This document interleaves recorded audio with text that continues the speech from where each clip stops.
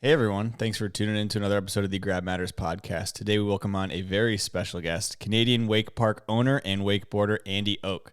We talk with Andy about what it's like growing up on Lake Huron, getting to start wakeboarding there, owning his own surf shop in that area, and then creating his own wake park, Windmill Lake Wake Park, and then transitioning that wake park once it had to get shut down to a different location and renaming it Bluestone. We also talk about the Outhouse Canadian crew, what it's like to hang out with them, who are some of the funniest members of the crew, and some shenanigans that went on there. If you guys are interested in supporting the podcast, joining the Patreon is one of the best ways you guys can do that. It helps me out a ton. Everyone who joins the Patreon gets a free sticker pack shipped out to them, no matter where you're at in the world. So if you're interested, join that. Otherwise, liking, sharing, commenting, subscribing, all that stuff means a ton to me. Really helps to get the podcast out there. Thanks everyone for tuning in. Hope you guys enjoy. I approve waterboarding. They're talking about wakeboarding. The thing about wakeboarding, every trick is an invert. Backside. Air railing. A new dimension. All right, we're back. Another episode of the Grab Matters podcast. Today we welcome on a very special guest, Andy Oak.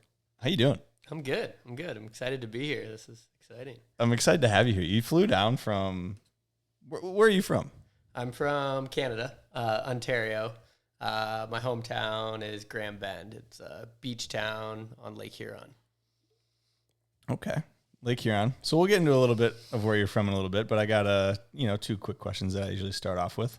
One, favorite grab? Favorite grab. I was thinking about this on the flight here. I was listening to Trent's podcast. I do love a good method. I think Classic. I think they're better on a snowboard though than a wakeboard. I like that. Yeah. I agree with that. Yeah. I don't know. Yeah, I'd have to say the method. Method? Yeah, okay. it's just Even nice. though it doesn't look as good. Yeah, it doesn't look as good on a wakeboard as it does on a snowboard, but a good method, it just looks Okay. sick. Yeah. Get down with that. What about a switch method? You like those? Yeah, I knew that was coming. If you can move it a little bit closer, it'd be Yeah, perfect. Okay. So I think we're going to jump into a Patreon question early. And we All got right. one from Todd Allen. So if you want to join the Patreon, you can go ahead and see the guests are early. Submit a question. We got Andy on the Patreon too. We got a bunch of the Outhouse guys on there. Todd's wondering, wake pants or no pants at all? Yep. Yeah, that's a good one, Todd. I like that. I saw that on the Patreon before, and I knew that question was coming. Wake pants, I've never been a fan of. I've rode dairies a few times, and I do like them, but if you've ever seen me wakeboard, no pants at all. I feel like having a couple drinks, going out there with nothing at all. I think I ride better. Really? Yeah. I mean, everybody talks about swing weight on boards. I mean, you got less resistance if you got nothing on, right? Yeah. And in Canada, it's cold, so there's not as much there. It's definitely not as much there. How many times have you wakeboarded naked? Oh, every birthday. My birthday's in July. Okay. So probably for the last 10 years, every July. I think I did probably almost 20 laps at Elevated, expecting it to be every carrier a naked Canadian. So I went out, I'm 2 laps in, everybody's filming. All of a sudden a drone's out behind me. I'm like, what's going on? Where is everybody? And everybody expected me just to come in early, and I just kept lapping. So the goal was to have everybody on there, though? That was the plan. It was, I don't know how many carriers they have, 6, 7? Yeah, maybe 6, 7, yeah. I thought it was going to be 6 or 7 naked Canadians. I thought it would be great. That was just one. And it was just me. And a couple drones, people filming from all angles. Naked wakeboarding underrated. I mean, if you get the chance to do it, you got to do it. You have to. You have to. Like, you're just so free. And a good fall cleans you out. Depends where you are, I guess. Yeah. Good fall cleans you out. All right, let's jump into the early days where you said you were from, but kind of run us through, where you're from, where you grew up. It sounds like beach kind of town area. Yeah, so it's a very small town. I think when I was young, maybe like the sign said 1,000, maybe 2,000 people, but that's winter. In the summer, it's all cottages, cottage country, people coming from Toronto, London, like the bigger cities. Lake Huron, so pretty big lake. My parents bought a boat with my aunt and uncles when I was born, the summer I was born. And it would be like my parents, my aunt and uncle.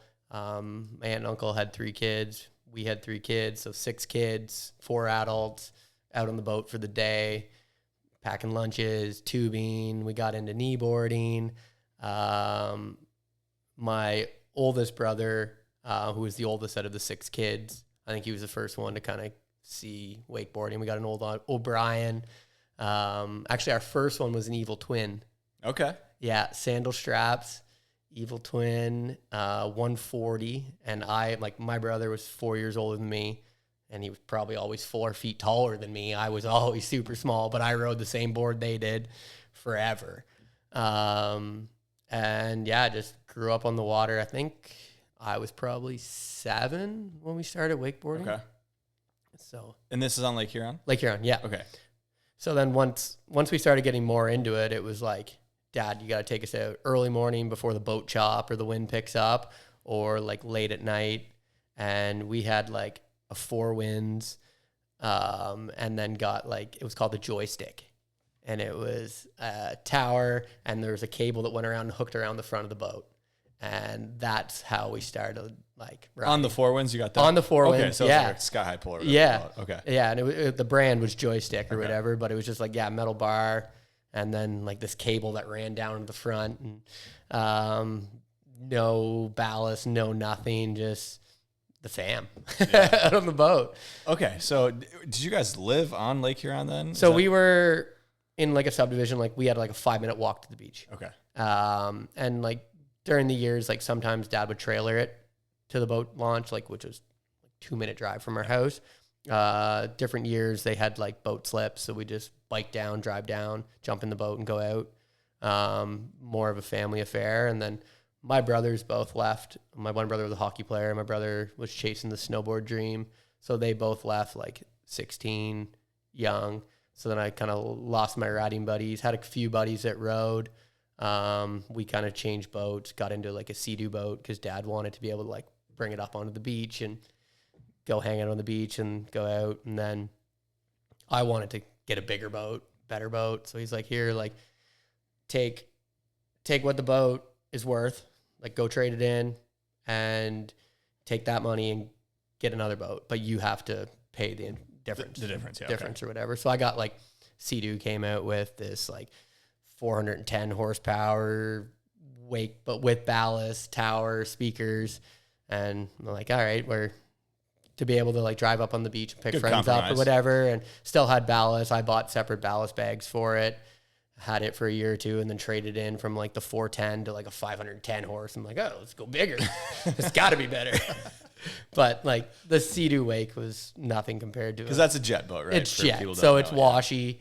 We tried wake surfing behind it with like a real 6-foot wake like surfboard because my friends were more into that. Like it'd be like friends and girls that they were trying to hook up with or whatever, and you'd take them out and it'd be like one friend that could actually know how to drive the boat. So we'd surf, we'd hang out for whatever, and like, hey, does someone want to pull me so I can wakeboard for a little bit? So yeah, like we didn't really have a big core wakeboard group, which was a bummer. But still tried to get out and like went to all the wake stocks. Dad took us to like one of the like the first wake stocks in Bala way back in the day as kids because he had friends with like cottages and wake stock. They were like in the Muskoka area, so we'd go to all the wake stocks. My brother competed and I would just watch. Never competed in one. I was gonna ask. Did you compete never much? competed because then like my brother competed. I started going to them, but then I ended up getting into. I started a surf shop, sold wakeboard gear. So I would go to wake stock with my booth. So I was like 19, started my surf shop, and started going and setting up at wake stock. So I was there for the party, bring a group of friends, work all day, trying to sell stuff wherever the wake stock was at the time, either go back to a rental. We had a family cottage that was near the Collingwood wake stock. So go back and just party at night and back there the next day and did that. So no, never competed. I blew my knee boat riding when I was 18 or 19. Okay. We'll get into the knee in a minute. Yeah, for okay. sure. Before that, growing up, were you into any other sports? Because it sounds like your brother was hockey, other brother was. I played snowboarding. hockey. I played soccer. You know, I could play them. Wasn't very good. Participation. Yeah, Like you did, either. yeah.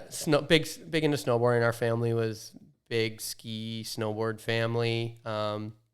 our grandparents had a chalet, at a little ski resort. So either dad would take us up or we'd ride with an uncle up pretty much every weekend and ride. So I was big into snowboarding.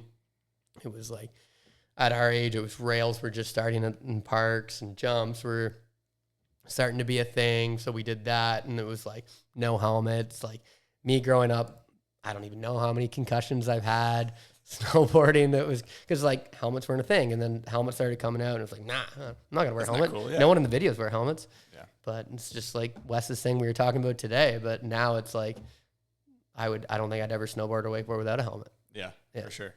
Okay, so growing up snowboarding, but wakeboarding was the thing that you kind of latched onto the most. You're like, okay, this is what I really want to do.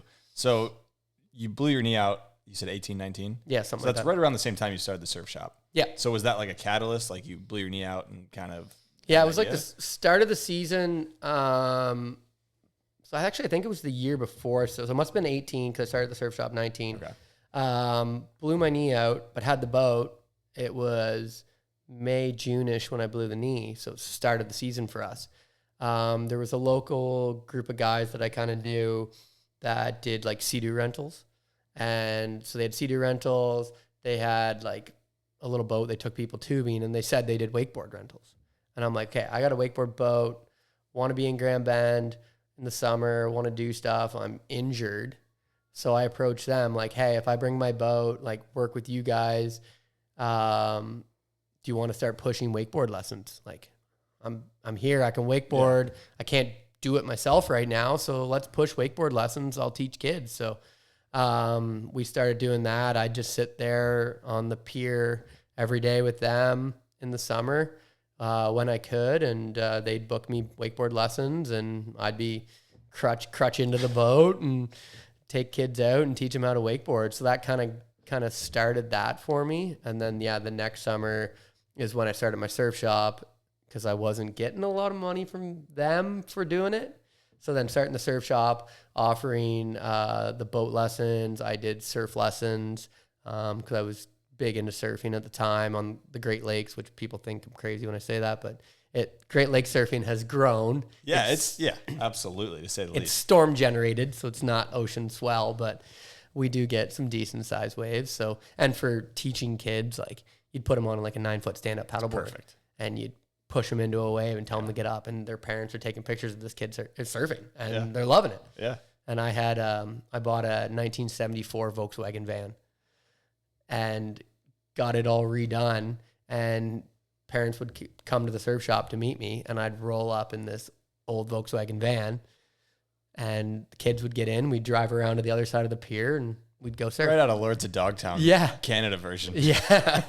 It was sick. Like it was kind of more for the gimmick, but like parents would take pictures of me and their kid like getting in this van. It's kind of creepy saying that, like me and this little kid getting in a van. But we'd go down to the beach. The parents would meet us, and they'd just take photos on the beach the whole time, and I'd just be in the water, treading water, pushing kids in the waves. And Okay, so this surf shop you opened, it's a physical location, right? Was that in your hometown? Right. yeah, so there's like main strip that just goes straight down to the lake and then roundabout back up. Okay. So I was higher up at the time. So I started with a family friend, business partner. She was more the clothing, bikinis, all that stuff. Lifestyle and then, kind of thing. Yeah, and then I was wakeboards, surfboards, skateboards, kiteboarding. And I kind of did that part of it. And we ran it together, I think, for 4 years. And then she wanted out, and I bought her out. Okay. And then I continued to do it. So, and you're doing lessons as well? Surf lessons out of Yeah, it? surf Okay. lessons, wakeboard lessons when I could. Wanted to get into doing some kite lessons. Never, like, kiting in our area was so spotty. Like, Really? rarely got out. So, Okay. yeah, never got too much into that. Okay, so you're running that in the summer, but as most people know, Midwest America and Canadian summers are, short to say the least. So what are you doing in the winters during that, 4-year span when you're running the surf shop? So I also work construction. So my dad and his 3 brothers own a construction company. So I worked for them high school, like in the summer, and then went to college and started working full-time for them. But I guess not long after starting the surf shop, 2011, I actually quit the family business, started my own construction company. So I was trying to start my own construction company plus running the surf shop. Okay. So, and when I quit the family business, it was like, okay, if I'm not busy doing construction, I've got the surf shop. So I could either be one or the other. But then construction kind of took off quickly for me. So I'd go to the surf shop every night and every weekend until I started the cable park. Okay. So before we get to the cable park, how is the surf shop doing? I mean, is it a pretty good business in terms of like making money? It did well. Kind of more the clothing, hard goods, not so much. Like few people bought the odd wakeboard and they wanted a board that all three of their kids could ride. Stand-up paddleboarding just kind of started. Yeah. Like our first year, we had 4 stand-up paddleboards. We bought 2 and sold 2 just to have for ourselves. And then the next year, it was like we got 20. And the next year, we got 50. And then it was all of a sudden we were ordering 120, 130 stand-up paddleboards. Selling them all. Selling everything. Yeah. And then we started doing stand-up paddleboard rentals. So people would come, and give us $30 for an hour, and they'd go paddle around because no one knew what it was. It was new, and that was kind of my money maker. That like I had stand-up paddleboards, kayaks, and bikes I'd rent, and that worked well. But yeah, just the clothing did well, but a lot of the locals wouldn't come until the end of season sales, so you'd have to get all those kind of weekend people buying stuff. Yeah, kind of people. And I wanted to stay core.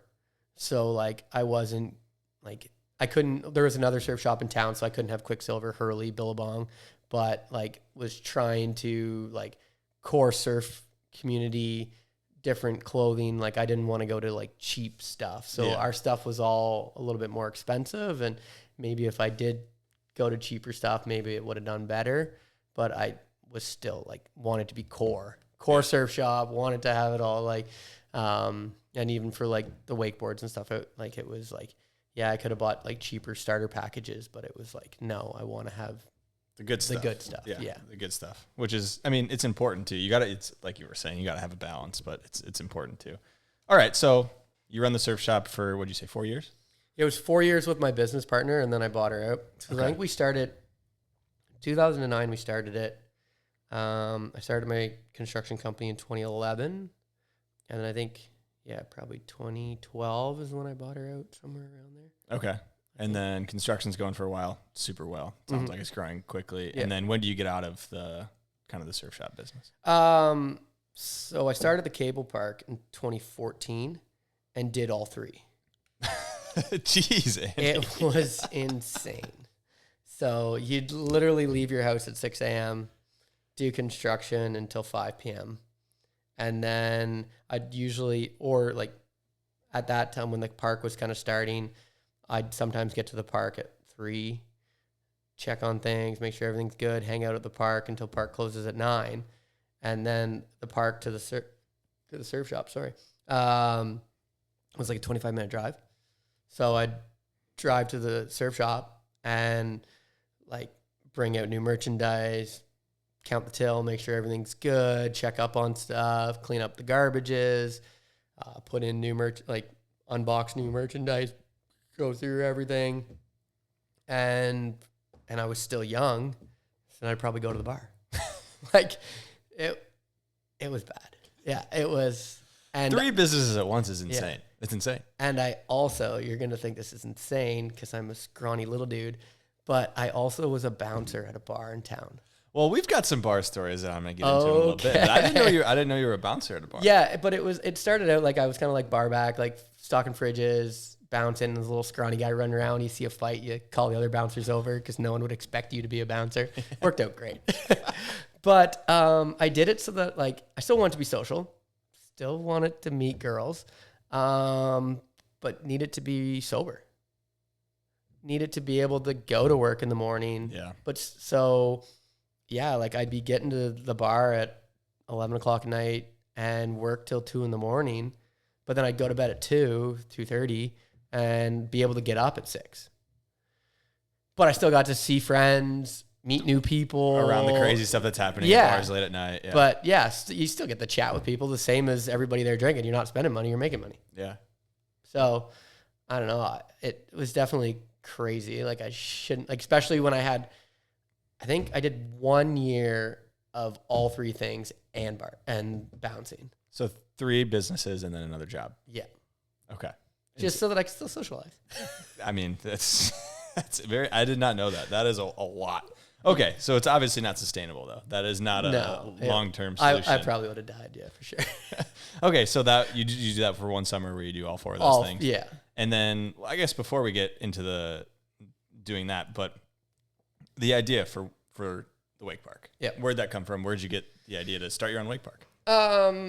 Actually, my oldest brother and one of his buddies went on a spring break trip to Orlando and rode ODAB. And his one buddy came back after and was like, Andy, have you ever seen a cable park? They're like, you would love it. It's wakeboarding, what you love on the boat, but flat water. And it was like, what? What is that? So I think I convinced my parents to bring me to ODAB. And then I think that was right before Wakestock had it on Toronto Island, and they had first gen system 2. And they set up a little pool setup on Toronto Island. And that's where Jerome's ended up buying their cable from. And that's when Julian mocked his system off of the original system 2. But that's where I first saw the system 2 and told my dad, I was like, this is what we need in our area. This is what is going to do it. And we searched for quite a while for a property. And it was actually one day my dad called me. He's like, I found a property, but I don't want you to see it. I'm like, what the heck does that mean? And he's like, meet me here. And it was this property that was for sale. Drive up, and it's this big man-made lake. And it had this big 7-story Dutch windmill on it.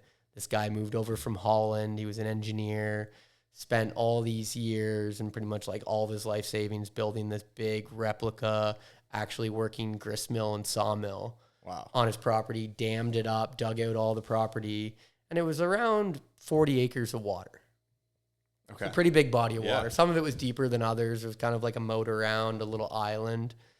And it was for sale. And my dad was a businessman. He ran his construction company, but always bought properties on the side and would sell them to clients and then build them a house on it. And but it was kind of all in the transition of me leaving the family business. I was on my own at that time.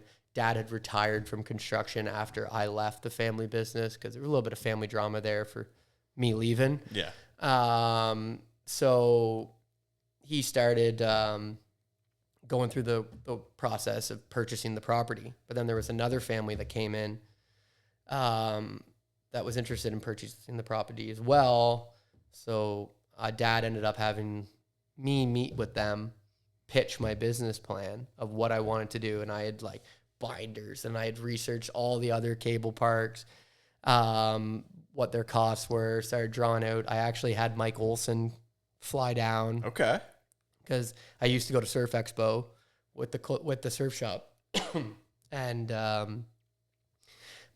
went to Sissy Tech's booth, met with them, went over to Rickson's booth. Dad was chatting. Dad came with me that year. Dad was chatting with Bruno Rickson. I was talking to Mike Olson and was thinking of going that way. But that was when full cable was the only option in my head. I was going to say they must have only had fulls, right? They had the little bro. Yeah. But full cable was the only thing I had in my head at that time. Okay. It was full cable. Wasn't even thinking of a 2.0. Really? At the time. Okay. And Mike Olson came down, looked at the whole property with me. I think he was only just flew in, checked it out, flew out. It was quick. Yeah, and that was where I was thinking, but I don't know where I was going with that. So you were meeting with Mike, and you had him over there with the idea of, hey, can you come look for a full-size install? What's it going to look like? Will this property work for it? Yeah. And he's like, all right, you got to get an engineer, you got to check all the depths, do all that. I had an engineering company come in. We spent a whole day driving around on a boat, dropping a tape measure down, shooting with their laser, trying to figure out all the depths, kind of mapping it all out. trying to see if a full cable would work, and Yeah. they drew it up, and it was going to work.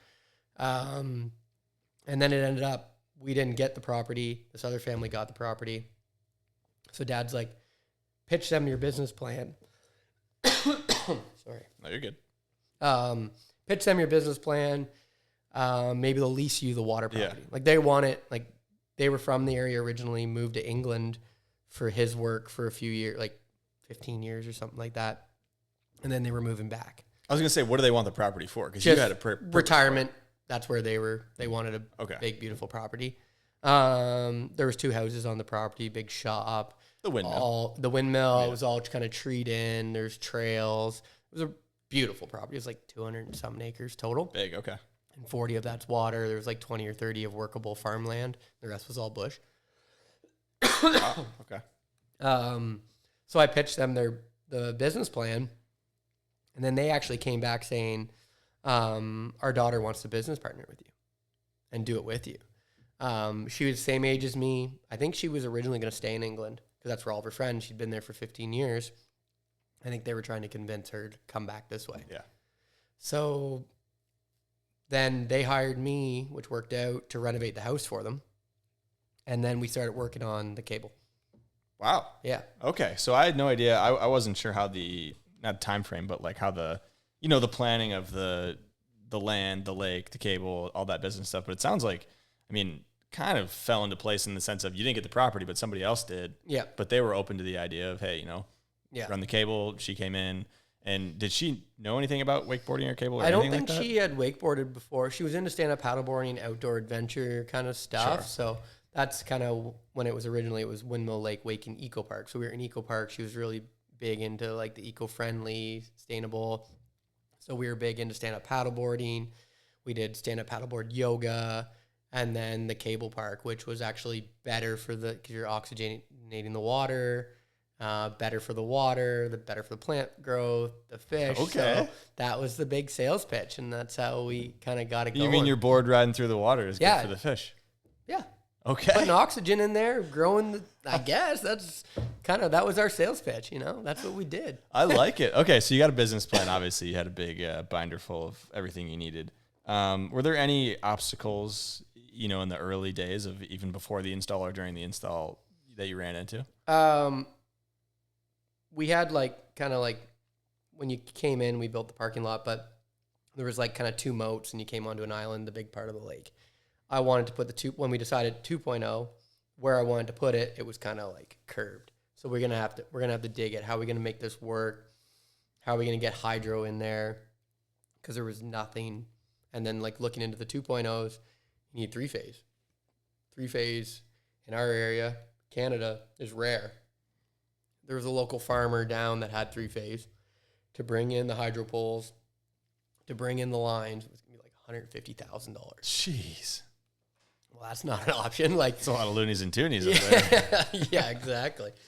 So yeah, it was that kind of stuff was the big hurdle, trying to figure it out. So brought in a buddy that ran an excavation company to kind of start widening it, and it had really overgrown the lake. The guy that originally started it had passed away, and his daughter was taking over the property, and I don't know how many years she had it.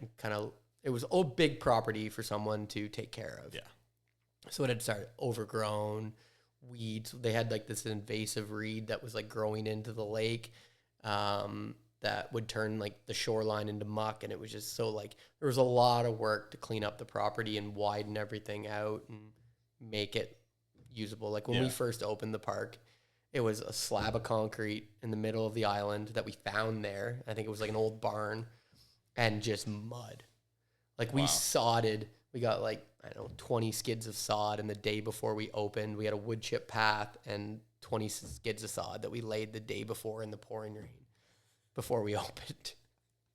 It was chaotic. We had an old ambulance that didn't run. That was where we stored stuff. And we had a 10 by 20 Rockstar tent outside it and a couple lawn chairs. And that was our registration. Okay. an ambulance. It was sweet. It looked good. I mean, it sounds sick, honestly.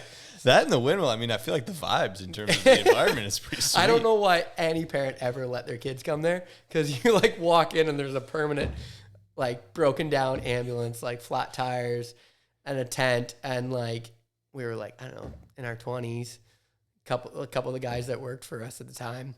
It was my business partner and two friends of mine, Kirby and Andy.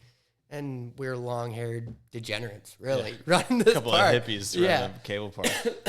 Okay, so back then, how much was I mean, I guess, do you remember what year this was when you guys opened? 2014. 2014, okay. How much was the system? Like, obviously you had some costs there. I'm wondering, how'd you get the 3-phase in? Because you said it sounds like First year we ran a generator. Okay. Yeah. Running the Jenny. Okay. Yeah. And then, so we can talk about getting the 3-phase in later or whatever your solution to that problem was. How much was the 2-tower cable itself? At that time, I think there were 40 American, so like almost 50 Canadian. Okay. For a 2-tower at that time. And that's before like anchors and... Just for the system itself. Yeah. And then who comes to help you install that? Do you remember? That one, Pat Garrett was his name. B-Doll, Brian Doll, I don't even know him. He was sales for Pat Panakis at the time. And then he sent Pat Garrett down to install it. So Pat came down. I think he was there for like 3 or 4 days, taught us how to build it. We set it up, taught us how to run it, and we had the bi-level pool half built at the time. So we did a couple just ollies out of the pool. And yeah, I think it was still snowing. Like we were in 5/4s when we first installed the cable and got it set up. I think it was end of March 2014. Okay. It's unpredictable times in Canada. It can Yeah. be cold, or it can be sunny and not bad out. Yeah. Okay. So I guess you might not remember the number, but I'm curious how much all in your area did it cost from the get-go to when you guys opened in terms of, so you got the cable, you got your generator, sounds like your facility was pretty bare bones. Like you didn't have a ton of cost into that, but everything else, how much, do you have any idea how much you put into that? Well, I went a little overboard because I built the bi-level. Okay. We built the bi-level first year. So September 2013, we did, like the two guys that were going to work for us, Kirby and Andy, and then Andy's brother, Joey, we loaded up in my truck and drove to Surf Expo. And we hit every cable park we could find on the way. So we went straight 8 hours to Wake Nation, Cincinnati. Slept out front, waiting for it to open. Rode, got in the vehicle. I think we drove... Did we go to Gibtopia first or Hexagon? I forget on the map who was closer. Drove to one of them, slept there till they opened, and we're sitting at Jib, signing in with Casey, meeting Clark, and I literally picked up my phone. Excavator operator was at the park digging, and I'm like, "Stop digging." He's like, "What are you talking about?" I'm like, "I have an idea." Started sending him pictures of Jib. Can we do this? And he's like, I don't know. Like, this guy knew nothing about wakeboarding. He's like, I don't understand. Okay. I'm like, dig on the south side. Don't touch the north side. I've got an idea. Talked to Clark a little bit about it when I was there. I felt bad because I'm stealing their idea. Sure. But they're North Carolina. They are so I'm freaking far. Little Bayfield, Ontario, Canada. Like, it's 14, 15 hours away from me. Yeah. There's nothing like it in Ontario. And in my head, it was like, what am I going to do to get people to come here? This is what I'm going to do. And I went bigger, more all out than I probably should have. Because the pool setup, like, I was 60 by 80. Deck perimeter during the whole thing. From top of water to bottom of water was 18 feet. It's a big drop. It was a big drop. It's a big drop. Like, our one far handrail was like a flat down flat. It was 85 feet long. It's so sick, though. Yeah, we had a full stair, like, from my snowboarding, like, full stair set in the middle, and it was like street snowboarding for me. Yeah. And maybe for teaching beginners, which we learned after the first year, Probably wasn't the greatest. Like we'd walk beginners down to the bottom of the stairs and would pull them, but like parents would show up. So you only had 1 2-tower system. One You're 2 teaching tower the the bottom. first year. Okay, Yeah. just yeah. to clear that up. Yeah. Okay, so you're teaching people at the bottom, but you said it's maybe not the best because it's just not as Like you're as hopping run. over the rails when we had a pump that continuously pumped up into the pool. So then it overflowed down the ramps. So it's slippery. And we never really had any kids fall. But then we'd walk them down to the bottom of the stairs and we'd pull. But it was like in our area, like no one really knew what wakeboarding was. Some of them snowboarded or skied, like water skiing, kneeboarding, tubing was the thing. Like not a lot of people knew what it was. And then now I build this big, crazy bi-level. And it was maybe kind of like more for myself and my buddies and to like bring in the core community and try to grow our like a big core community. But it really wasn't for teaching. Definitely was not for teaching. Well, that's why we had the stand-up paddle boards, right? Yeah, we did that. Yeah. To get some money coming in. Yeah. So, first few years, how does it go? I mean, I guess first year. How does first year go? It was good. Like people, like there was, I think at that time there was one other cable park in Ontario that just opened that year. There was maybe 2 or 3 other ones. So 2 tower systems were starting to pop up. All like, I think the closest one, hour and a half away. Most of them kind of closer to the Toronto area. So they're 2 hours, 3 hours away. So some of those guys started coming and checking it out, getting some newer riders into it. It did decent. Like we made some money our first year, which was like not a ton, like because we put it back into stuff, but it did well. Yeah. Okay. So, and then I guess first year you wrap up.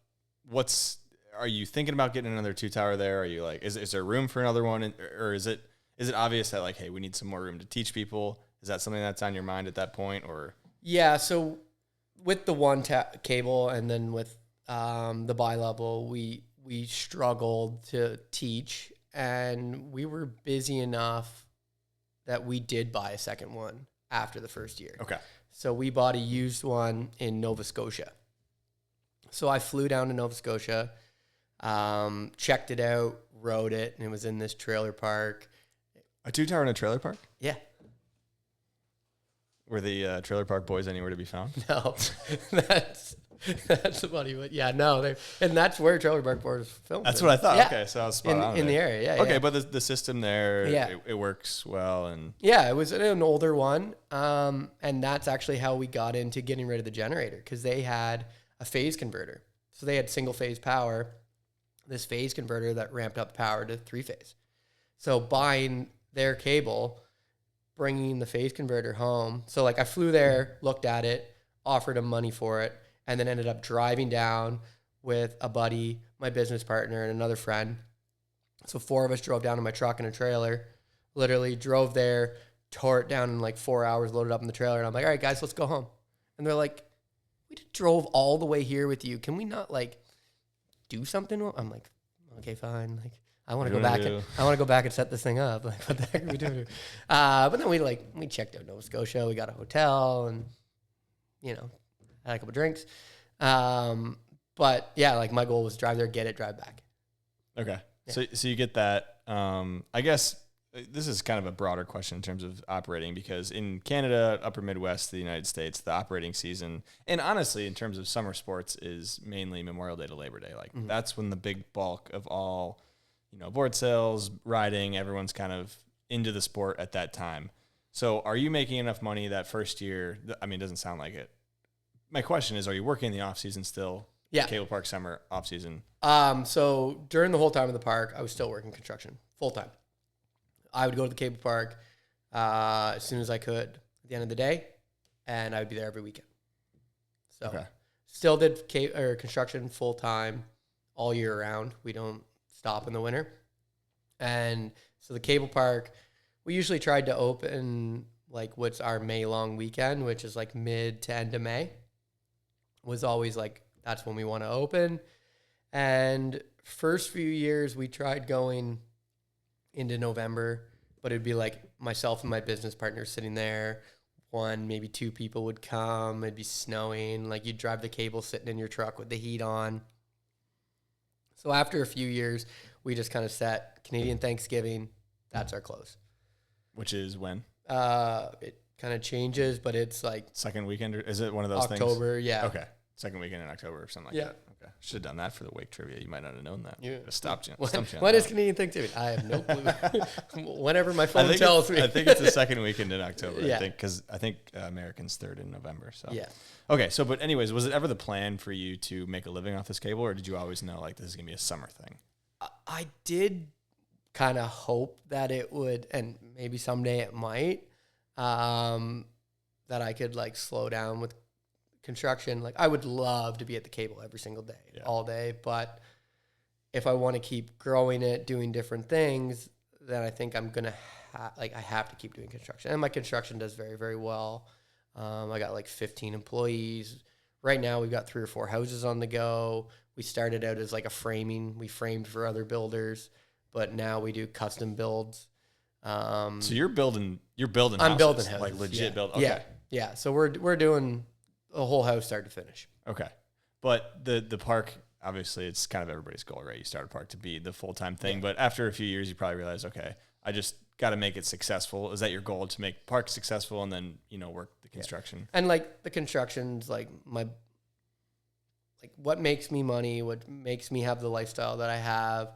And I do love construction. I love like working with the guys. I love everything about it, but like wakeboarding's like my passion, and like construction's stressful, especially like being the owner, dealing with clients, like the problems we have, dealing with some employees sometime, but then you go to the park and it's like a stress reliever. Yeah. And everybody's happy to be there. The staff are always pumped because they work all day teaching and then they ride at night. And usually it's always like good vibes. Everybody's stoked. So I think that's kind of the way I like relieve stress. Kind of decompress. Yeah. Okay. Exactly. Do you have a manager during the summer, or yeah. is it okay? So like for the first 8 years of Windmill, my business partner was there every day. Okay, cool. So she was there every day with the employees, and I would just come nights and weekends. Okay. So she ran the show, and I was maintenance and building stuff. Okay, sounds like a pretty good system. Yeah, where it worked out good. Okay. Over the years, because you're talking about Windmill, you had it for 8 years, and we can get into the transition here in a little bit. But what would you say were some of the keys to success? Because you were in business 8 years, sounds like it was going pretty well. What were some key aspects that you had or experienced that were reasons why you guys were successful? I think growing and putting in the beginner cable, and then starting to teach more kids. We started doing kids camp. That really helped. The stand-up paddleboarding, canoeing, kayaking, that was a big one because everybody knew stand-up paddleboarding was a new thing still. So people wanted to come out and try it to see if they wanted to buy one. Every year at the end of the year, we'd sell all of our boards discounted. And they get new boards for the next year. And then that now everybody had stand-up paddleboards. So now people aren't coming to stand-up paddleboard anymore. So it's like, oh crap, we screwed ourselves. Shouldn't have sold you this board. Yeah. Keep coming and renting it. But that did well. And we did tried to do yoga classes on the stand-up paddleboard and stuff like that. And because it was cottage country, a lot of grandparents would bring their grandkids they have them up at the cottage for the weekend, or the week. What are we going to do with them this whole time? So they'd come, they'd wakeboard, they'd paddleboard. And then I wanted to keep growing. So then we got a third cable because the jump from beginner to the bi-level was a big jump. One of the biggest bi-levels kind of in the world, honestly, at that point, at right? that 18 point. feet's huge. Yeah, it was a big drop down. So then we put in an intermediate cable, and that cable was booked open to close. People loved it. Beginner cable was booked. Intermediate cable was booked. Bi-level sat until after 5 o'clock when people were done work. Then you'd get the shredders, your seasons pass holders, your local crew. When they were done work, then the bi-level would run. Okay, so beginner cable probably had nothing on it, just no features. We had a little wedge. Okay. And this bad name for a feature, but we called it a coffin because it was just the shape of it. It was sloped, and then it was sloped on the side, two deck boards on top. It just kind of looked like a coffin top. Okay. It was real bad name for it. Especially for a beginner cable. Yeah. Well, it was the first feature I built, and it was on the bi-level. And then when we started the beginner cable, I moved it over. So we had just a little wedge and that. So that's all we had. But they were farther down, so you could pull just smaller kids, just starting. And it was a really narrow, really low cable. Okay. So short rope, so kids would just pop right up. Absolutely. So it really helped for that, yeah. And then intermediate cable, what's on that feature-wise? Because it's both close. Double-sided kicker, long, like 50-foot flat bar. We had a 60-foot, like, I don't know, different. I call it an A-frame. Some people call it a rooftop. But just, up, down. Up and down. Up and down, Okay. yeah. That was like 60 feet long. And then I had a double corrugated. So it's like a single corrugated, like incline one way and a single corrugated incline coming back the other way. Okay. So with a 2.0, I always say the features have to be able to hit both ways. Have to. Yeah. I don't understand a single-sided kicker on a 2.0. I think it's a waste of a feature. Yeah. Because you can only hit it one way, unless you're going to ollie over it on the way back. But that gets boring pretty quick. Yeah. So I think for a 2.0 setup, everything, you have to be able to hit it both ways. Absolutely. Yeah. And like even like the bit better guys that would come and ride, they'd always want to do a couple laps on the intermediate. Just because it was fun, like a flat bar. Everybody loves a good flat bar. Yeah. I think if a cable only had a flat bar, you'd still have fun. I've said that before, dude. I mean, either like a unit pipe or a flat bar, whatever, just the normal feature, like you can. Well, yeah, like the unit pipe alone. If you have that sitting in the middle of a full cable, you're going to hit that thing every time. That's probably going to be the most hit feature you'll ever have. Yeah, is that. because you can just do so many different things on it. Yeah, 100%. Yeah. It's good for learning. It's good for advanced. It's good for everybody. Yeah. Okay, so how are you getting the word out? Because cable wakeboarding in your area, I mean, in the world, in the grand scheme of things, isn't really known by a ton of people. Yeah. Especially cable wakeboarding, especially a bi-level cable wakeboarding park, especially a new one. So, like, how do you get the word out those first few years and continuing on through Windmill to get, the locals and the vacationers, the cottage country in?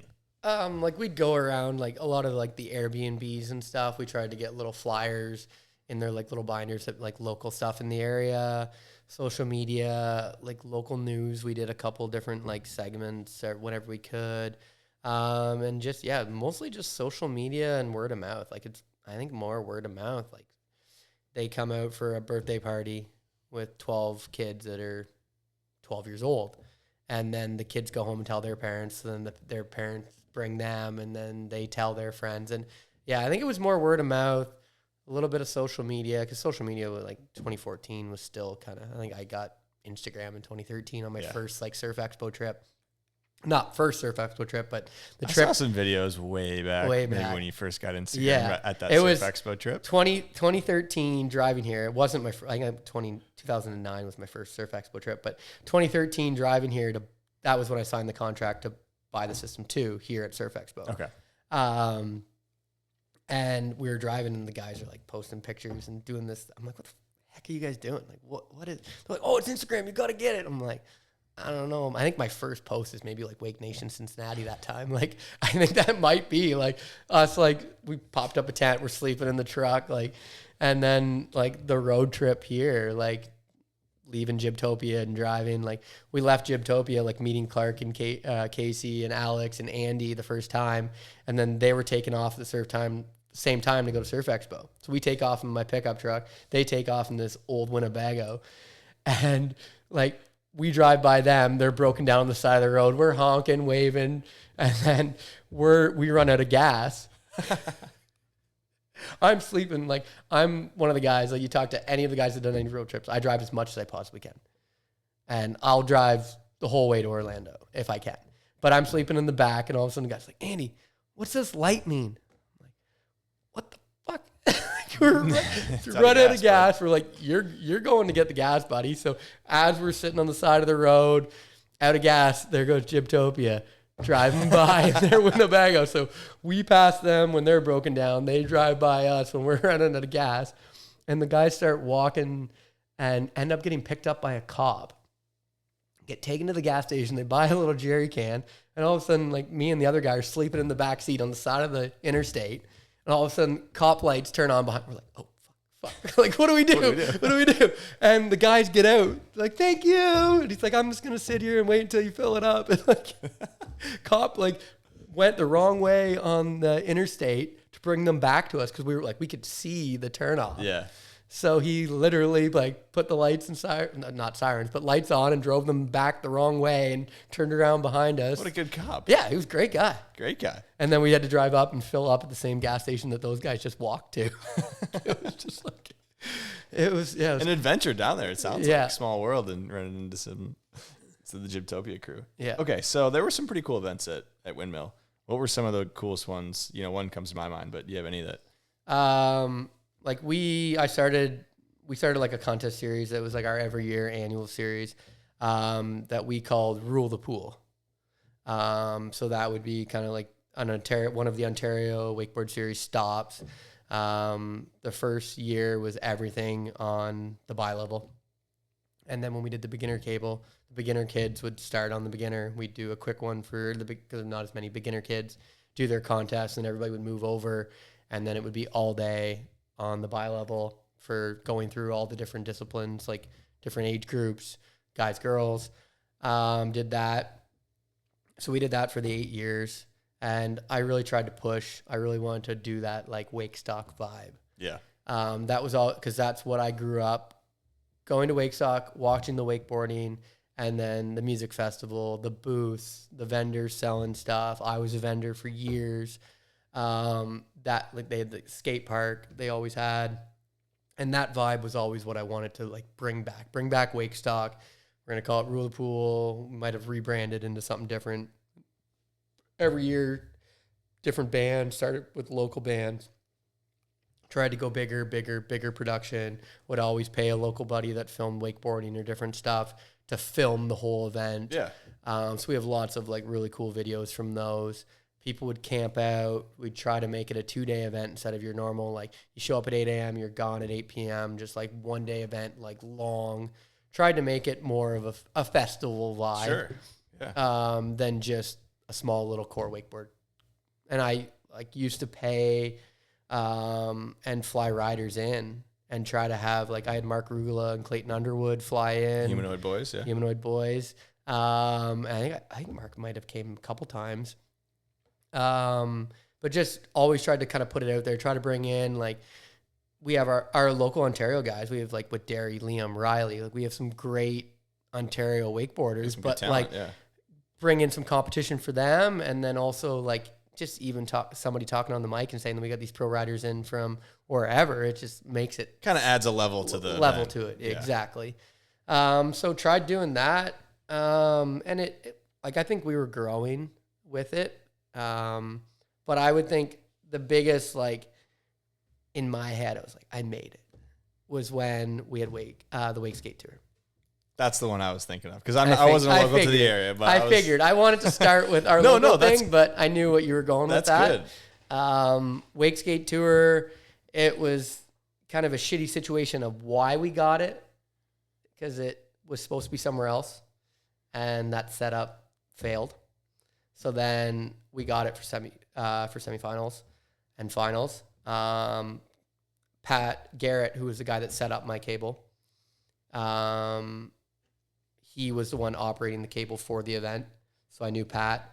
I knew Reed Hansen just from Surf Expos and kind of just through the core community, and then like Toronto Boat Show.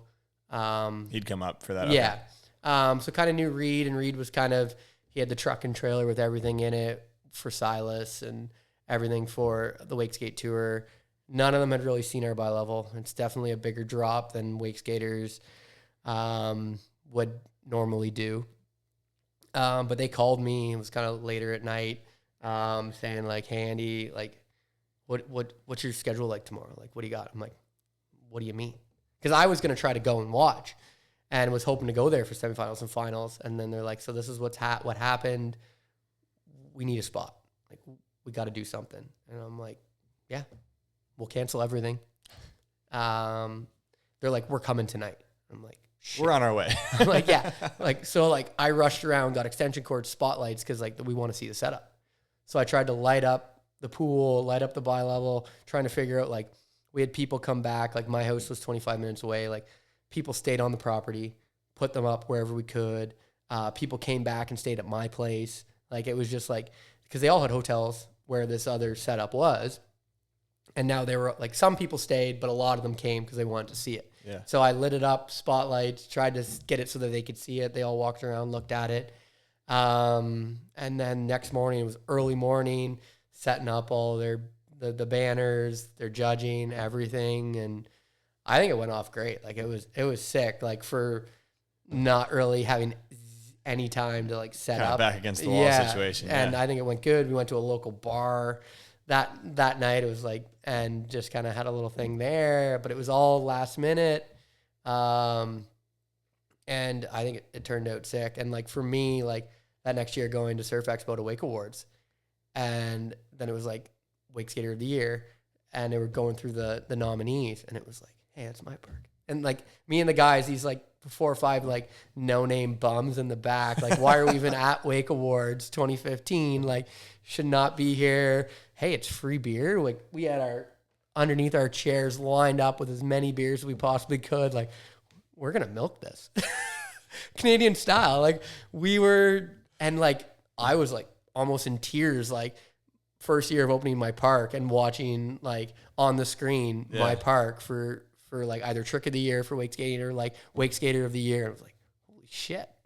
Like big deal. Like for me, I was huge. Like I was so stoked. I'm like, I'm just this little dude from Ontario. Decided to build the bi-level, and here we are. And it was like crazy for me. Like I thought it was like, that was like, wow. Like, So what did the riders think of the setup? Because you said you set up some spotlights. Like what was their reaction to your park? I think a lot of them were scared. Like it would be, These big bad wake skaters a little scared of the drop. Oh. I think so. Like I mean, I would be. There was some crazy on a skate. there for was sure. some crazy bails and like gapping out of the pool, the whole drop, like the whole stair set, like the stuff that they did. Like it's so long ago now. It's like kind of hard to remember everything they did, but like it was insane to watch them do it. And I think it pushed them from what they normally ride. And like even what you see them ride now, even at like Bobby's spot and like different stuff. Like that's a big drop with big rails. Yeah. And it was unreal. Well, it's a wakeboard. I mean, that's what you built it as, yeah. right? A wakeboard 2 tower. So a big drop if your feet are strapped. But it was really sick to see the guys hit it. And we, at that time, I don't think we had any wake skaters hit it at that time. Really? No one had hit it on a skate? I don't think so. Okay. So they were like the first ones. Yeah.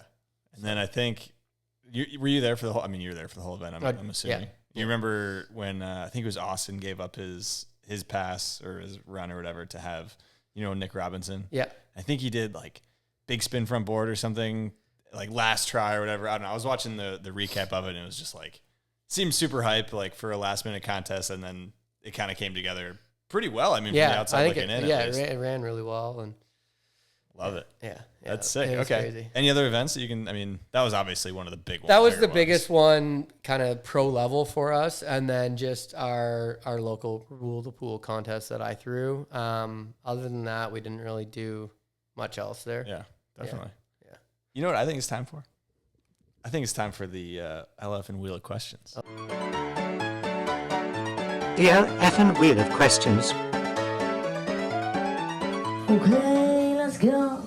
Oh God. So this is a new segment, Yeah, and I'm I'm the very first happy. one. I'm happy that you're the first one because I feel like this is good here. So we got a wheel with, I think it's 10 spots on there, and there's just a bunch of random things. Some of them are things you have to do. Some of them are trivia questions. So I'm probably going to let Canada down if I get Canadian trivia. I really hope you don't get that wrong because that would be a bad look for you. I'm just going to be honest with you. So this is presented by Liquid Force. Go ahead and I think you can grab. I say we grab that. Bring Do it you down want on to the bring table. it down? Yeah. Bring it down on the table, yeah. Because we might need a little bit of room for this here. Okay. So Good spot that for should it? be good. Good Yeah, spot it's for it? right in the Alright. middle. Perfect. Okay. So you could spin it pretty hard. I'd say hold the base though. Just, Hold the base. and then just spin it hard. Oh yeah, here we go. Oh, you can even hear it. Oh. Worst trend in wakeboarding. We're getting right into it. Oh, wow. All right. I tried to before you answer that. I tried to stack the box with a couple chug the beers, but apparently I like that. we didn't get there. All right, so we're coming in hot. Worst trend in wakeboarding. Worst trend. Ooh. You've been around for a while. Have you seen have. some trends come and go? I'm old, yeah. I don't know. God, that's a tricky one. You got to have one because you said wake pants. You're not a big fan, but that Yeah. can't be the worst trend. I mean, No, it's definitely not the worst trend. Wes has it hot in my head, the no helmet thing. okay. Wes has been all over social media with that. Because I've had way too many concussions to even remember. But What about that? You got one on tip of your tongue right now? no, It's on- what were you going to say? I was going to say that thing where people land with the rope behind their back and then they ride all the way to the next feature with the rope behind their back and then they hit it and then they unwind. That's one of mine. Yeah, that's just cheating for the next feature. That's what I'm saying, dude. There's got to be another, like a worse trend than, just no helmet, wake pants. I do like wake pants though. Like Darius Neville in a pair of wake pants. Well, his pink ones. The pink ones and Those the purple go. ones are sick. Well, Like, because he matches it with the full kit too. Yeah. That's where it really. he always looks stylish doing He it. does. Yeah. No helmet. I mean, you can run with that one. That's yeah. a good one. No helmet. Just, my mom would like to hear that one. Keep mom happy. But there's got to be something different. No, we'll go with helmet. Okay, no helmet. I The like brain's it. an important thing, It's you only got one of them. Yeah. You got plenty of bones, but you only got one brain. So Yeah. wear that bucket. Yeah. All right. I think I'm probably gonna get a lot of flack that's what I think is the worst trend, but I think it's a heavy one. Well, I tossed in that weird Yeah. rope behind the back thing, and you agreed. So Yeah. I mean, it's all right. We got that too. We got a couple bases Yeah, covered. yeah. So we were talking Windmill Lake, Wake Park, and Eco Park.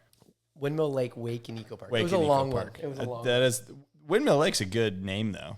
Yeah, Because you had the windmill. it was a big one. You were probably up all night trying to think of the name of that, Yeah. right? Just Yeah. what are we gonna name it? Windmill Lake. One Surf Expo funny story. It was Humanoid they rented a bar. They had all their graphics framed on the walls. Was it Nick Dorsey's like welcome to the team? I think it might have been. A buddy of mine from Australia who'd kind of work for me came with us, and he was with Joel from Humanoid. Sitting there talking, they're like, how did you come up with the name Windmill? And my buddy's humor is hilarious, but he was like, so Andy and I and a couple of us, we were sitting there, pants around our ankles, and we just started windmilling. And we were just like, that's it. Windmill Lake. And Joel looked at him and was just like, are you serious? Yeah. And this was right at the time when I started kind of like working for Humanoid. So he told me this that night at this party. I'm like, are you fucking kidding me? You just said that to Joel? Like, you fucking idiot. He's like, no, he loved it. We're best friends. He bought me a beer after. And I'm like, oh, I was like so embarrassed that like, you didn't say that we have a 7-story Dutch windmill on the property? He's like, no, I said we were standing there with our pants around our ankles doing a windmill. Jumping up and Like down. that's like, That's great though. yeah. That's great. Yeah. And obviously, cool guy. If you laugh at that, I mean, Yeah. you don't laugh at that. You're kind of a dork, but So we either, because of the windmill or because of that is depends the where you reason, hear the story from. Yeah, is that how is it happened. how we started the name. Yeah. Okay, so Windmill Lake does come to an end though. Yeah. So I guess just kind of starting at the beginning of why that ends. So that was like, to me, it was like knife in the heart. Like didn't see it coming. I always like in the back of my head, like I wasn't the property owner. Just my business partner, she loved the sport, was big into it. It was her, like I tried to convince her to like take days off because she was there 7 days a week. And I was not. I was there nights, weekends, whenever I possibly could be, I was there. But then I'd go away on wake trips, and she'd be there still running it.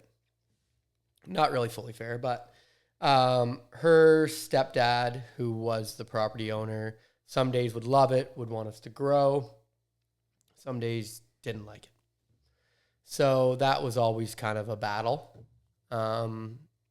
I did everything I could around the property, maintain the property, late night cutting grass, weeds, everything to maintain the property, to try to keep in good faith, always try to get permission to do stuff, tried to keep everything as peaceful. We had some battles, we had some fights, my business partner and I.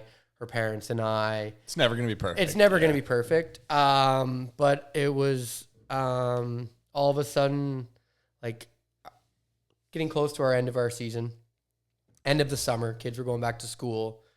My business partner's grandma was living with them, and she was sick, so she was struggling with that she was helping out her mom with her mother. A lot of late nights. There was like falls and stuff that she'd have to leave and go help with. Could tell she was stressed out. I'm like, why don't you take tomorrow off? Like, I'm here. It's like the Monday of the Labor Day long weekend. I'm off. I'm not doing construction. I'll be here. Take the day off. Like, the staff and I, we've got it. Like, you're stressed. You're busy. And then she started crying, and she's like, it's not that, Andy. She's like, I'm done. It's over. And I'm like, what do you mean it's over? I'm like, your grandma's still alive. I didn't understand. Not putting it together. I didn't put it together. And she's like, Andy, I'm sorry, but my parents and I have talked. This is your passion, your love. You take everything. We'll divide up the bank account. Like, we'll figure that stuff out, but like, we're done. And I at the time I was like she was bawling. So I'm hugging her, like, it's okay. Like, we had a good run, whatever. Then she goes back to her house. I walk to my truck, and I like broke down crying. Called my parents, bawling to my parents, to the point where like my parents thought someone died. Yeah. And, like, I even got home at that time. I lived across the road. The wakeboard staff lived in the house, and I lived out in the RV, my RV, because then the staff would just bike across the road to work. I go into the RV, my girlfriend, who's now my fiance, I go in, and I'm bawling, dive into bed, and I just like screaming no. She thought Liam Brearley, she thought Liam, because he was traveling at the time for snowboarding, she thought something happened. And I was bawling, couldn't even speak. Like, I was just devastated. It was 8 years of like everything I had, I put into that place. And just out of the blue, seemingly. And like out of the blue, and finally got my wits and told her what was going on, and like just was so confused. And over the next week or two, kind of got more information. Like, okay, you've got till Canadian Thanksgiving to get that's the done. And then they're like, you can take time to get everything off the property, but next season we don't want anything here. No go. So then, but she's like, I don't want you to tell anybody. But I'm like, we have to tell our staff. We have to tell our friends. We have to tell the wakeboard community. Season pass holders. We can't just all of a sudden, like, Thanksgiving weekend we're closed, and like, oh yeah, by the way, we're not going to be here next year. So she told me I wasn't allowed to tell anybody. I broke that and told everybody. And the weekend before Thanksgiving, we had a huge like end of Windmill party. I bawled my eyes out during it because they made me a book, which I should have brought. It would have been sick, but they made me a book with just old Windmill memories. And I forget what company they used to build the book, but on the front cover of the book is a photo that Brendan Grange took. He showed up to the park one time. It was my birthday, and I happened to be doing a naked lap at the time. So I'm riding to the end of the 2.0, and Brendan's walking across, and he sits down and take a picture. And I'm like, Brendan! And I'm butt naked. And that was the front cover. And they weren't going to make it. So my friend that was making the book for me and like got everybody to send in photos, she had to call them and explain the whole story to get the book front cover to be made. And they you can't see, but I'm naked. Yeah. Well, it's a great Windmill body issue. Is what that is. Yeah. Okay. So it's in all the years, everybody kind of sent in memories of different stuff, and we had a big party. Everybody came and rode, went back to my place. We had trailers everywhere, people everywhere. Just good old fashioned party. People had. Going away party. Yeah. I mean, was there any kind of repercussions to you telling? I mean, there wasn't anything you signed, I'm sure. No. Was and it was just like, I told her after, I'm like, I have to tell them. We have to, we owe it to them. It's not an option to not tell people. You can't just close and just be like, all right, peace. Yeah. But so I was pretty devastated. We did Canadian Thanksgiving, and that Monday when we closed, we started tearing it all down. I lived across the road. I had a big shop, a lot of land, told my landlords, told them what was going on. They understood. And we literally, Brennan Grange, my cousin, we just brought in a couple excavators and we just started tearing it all apart. We had all 3 cables down, all the features, like within a week.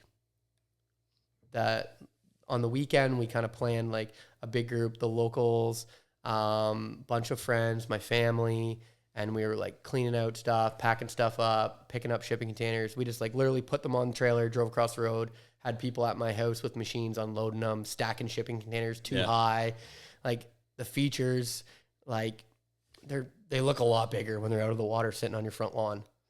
Definitely do. I literally like a 60-foot long A-frame sitting on your front lawn that's 8 feet tall, like takes up your whole front lawn. We left the cables all together. We didn't take them apart, just stacked them on the trailer, took them over and stacked them up in a pile. 3 cables, the A-frames, just all 6 towers stacked in a pile. And yeah, I had like ups and downs. It was like a roller coaster for me because it was like chatting with my parents. They're like, Andy, like, is this something that do you want to just start selling it? Like, you know, you've got a girlfriend now, maybe in the future you'll get married and kids, your construction company's established. But like for me, it was like, I had to, for the community that we grew. 8 years, the kids that were like little Grammies that like, even like Liam and Riley that came our first couple years and how they progressed and how they're going to these pro level events now. And I couldn't not open up another park. I couldn't. Just couldn't even fathom it. To the point where I literally would drive around with my truck with Google Maps satellite view up on the screen at night and hop fences and trespass and knock on doors. And I drove within an hour radius of my house everywhere, looking on maps, trying to figure out where I could open up another park. Reach out to people. Do you know? And search. I had a friend that told me like, oh, there's this place. I know these people that they want to use this like to do something with their property. And I looked into it. I'm like, oh, he's a construction owner. Like he's not going to want me on his property. Kind of just back burner. And this was still during the time of we were still open. Like we haven't even torn down yet. And a buddy's like, no, like these people, I think they want to do something with their property. You should reach out to them. So I kind of Googled his construction company, cold called him, and told him about what I was doing. He's like, oh, yeah, I think my wife's been there for some, like, community event. She's seen it. I'll let her know about it, and I'll let you know. Didn't hear back. Oh, man, bummer. And Labor Day weekend, I think it was, like, the last day of the park being open. One of the staff's like, hey, Andy, did you listen to the voicemails today? I'm like, no. They're like, you might want to listen to this. Maybe sit down while you listen to it. And it was her calling me saying that she wanted to meet with me. And like, if you're free this weekend, come by. Called her right away. She's like, yeah, like, do you want to come down? And I'm like, guys, you good? They're like, yeah, go. Get out of here. Yeah, went, sat down with them, and they had a big old gravel pit. Oh, whoa. Keep going. That's not supposed to happen. No, it's not. You're good. You can keep going. They had a big old gravel pit, decommissioned. They had their house on it. Met with them, pitched them my plan, like what we had, like the 3 cables, the aqua park. They're like, I think we can make this happen. Like, I'm like, okay, we have to get it rezoned. We have to do that. So then we closed the park down, and I spent that whole entire winter council meetings, getting people to sign petitions. It was in the same municipality of what I was before. So they knew what we were. It's a huge help, I'm imagining. But it was moving to the biggest thing with going to a gravel pit was we were in the middle of a big gravel corridor. So there was like 18, 20 operating gravel pits in the area. So the dump trucks, the traffic, the noise, the dust, we had to get through that hurdle. So we had council meeting after council meeting. I had to hire a planning. We had to get like noise studies, dust studies, traffic studies, like all this stuff. And it's like, I don't want to miss a season, because if I miss a season, it's huge. You're losing so many people that were into it. So we fought. May 6th, we got the okay to open, conditionally only went, because there was a nearby gravel pit, like right next door. So we were only able to operate when they were closed. And when we first opened June, like May, June, we're only open weekends anyways, so they're closed. So we opened up. We got the approvals May 6th. June 4th, I opened the doors. So we had 1 month to run in all the hydro, had all 3 cables set up. We put in a big, like, 150 car parking lot. I guess when we opened, we only had 2 out of the 3 cables running. We had the advanced cable running, but not at full because of how I wanted to set it up. The full setup, you mean? Yeah. Okay. Yeah. So we opened up just with 2 cables and paddling. And then once the water warmed up, we threw in the aqua park. And then as we were open, and while the gravel pit was going on, we had to do all these noise, dust, and traffic studies now with it open. And with them operating, so they had to walk around, check noise, do noise samples and all this stuff while the gravel pit was running. And then they made us put like a big berm up along the side of the... So then we went in for June something, I forget when it was in June, to get our full, like allowed to open 7 days a week, which we needed to for July 1st to like get open for summer. And we got that. Our noise studies all came back good. Had to put a big berm in just to like mitigate a bit of noise. We didn't really have any dust issues. Traffic was minimal.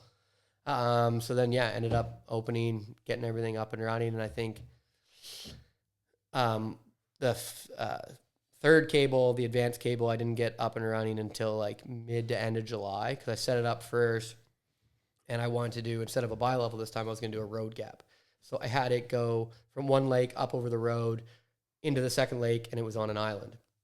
So I set it up at first, and we had a couple, I measured it out wrong, and the cable was too short at first. So then it was like me and a buddy there helping me set it up. I'm like, crap, what do we do? I'm like, I think we can put a splice on the backside. Never done that before.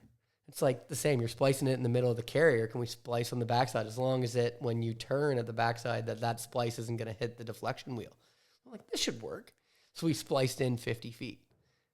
I don't think there's any other cable that's ever... I'm surprised it's still working, actually. It was like, all right, let's try this. And it worked. So we got it up, tightened both towers, and then we're like, crap, this is way too low at the road. Like there's a difference in elevation? Just because, like, from the ground to the water is maybe just like a 6-foot drop. But then you kind of come up 6 feet at the road. Yeah. And you go down over to the island. But the sag in the middle, I'm 200 feet longer than what they recommend for a 2.0. So I'm 900 feet tower to tower. Yeah. They recommend 700. So I've got a lot more sag in the middle. So you got to tension it more. Your cable will probably not last as long. Like Valdosta is longer than recommended too. They just tension it more and you go through cables quicker. But but like if you had hops and you could jump, you could almost touch it. So I'm like, how do I build features here now? Like this isn't gonna work. I'm like, I need extensions. So I called Pat. He's like, yeah, I got his extensions here. Extensions for the towers in the end. Yeah, to make them 10 feet taller.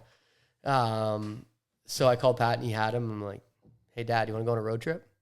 And we got in the truck. I drove all the way to Orlando. Dad sat and did work in the passenger seat with me. Met with Pat. As we showed up, Pat's like, hey, like my wife tested positive for COVID. I might have COVID. Like I'll meet you there at the projects. You can load, like you have someone with you to help load it up.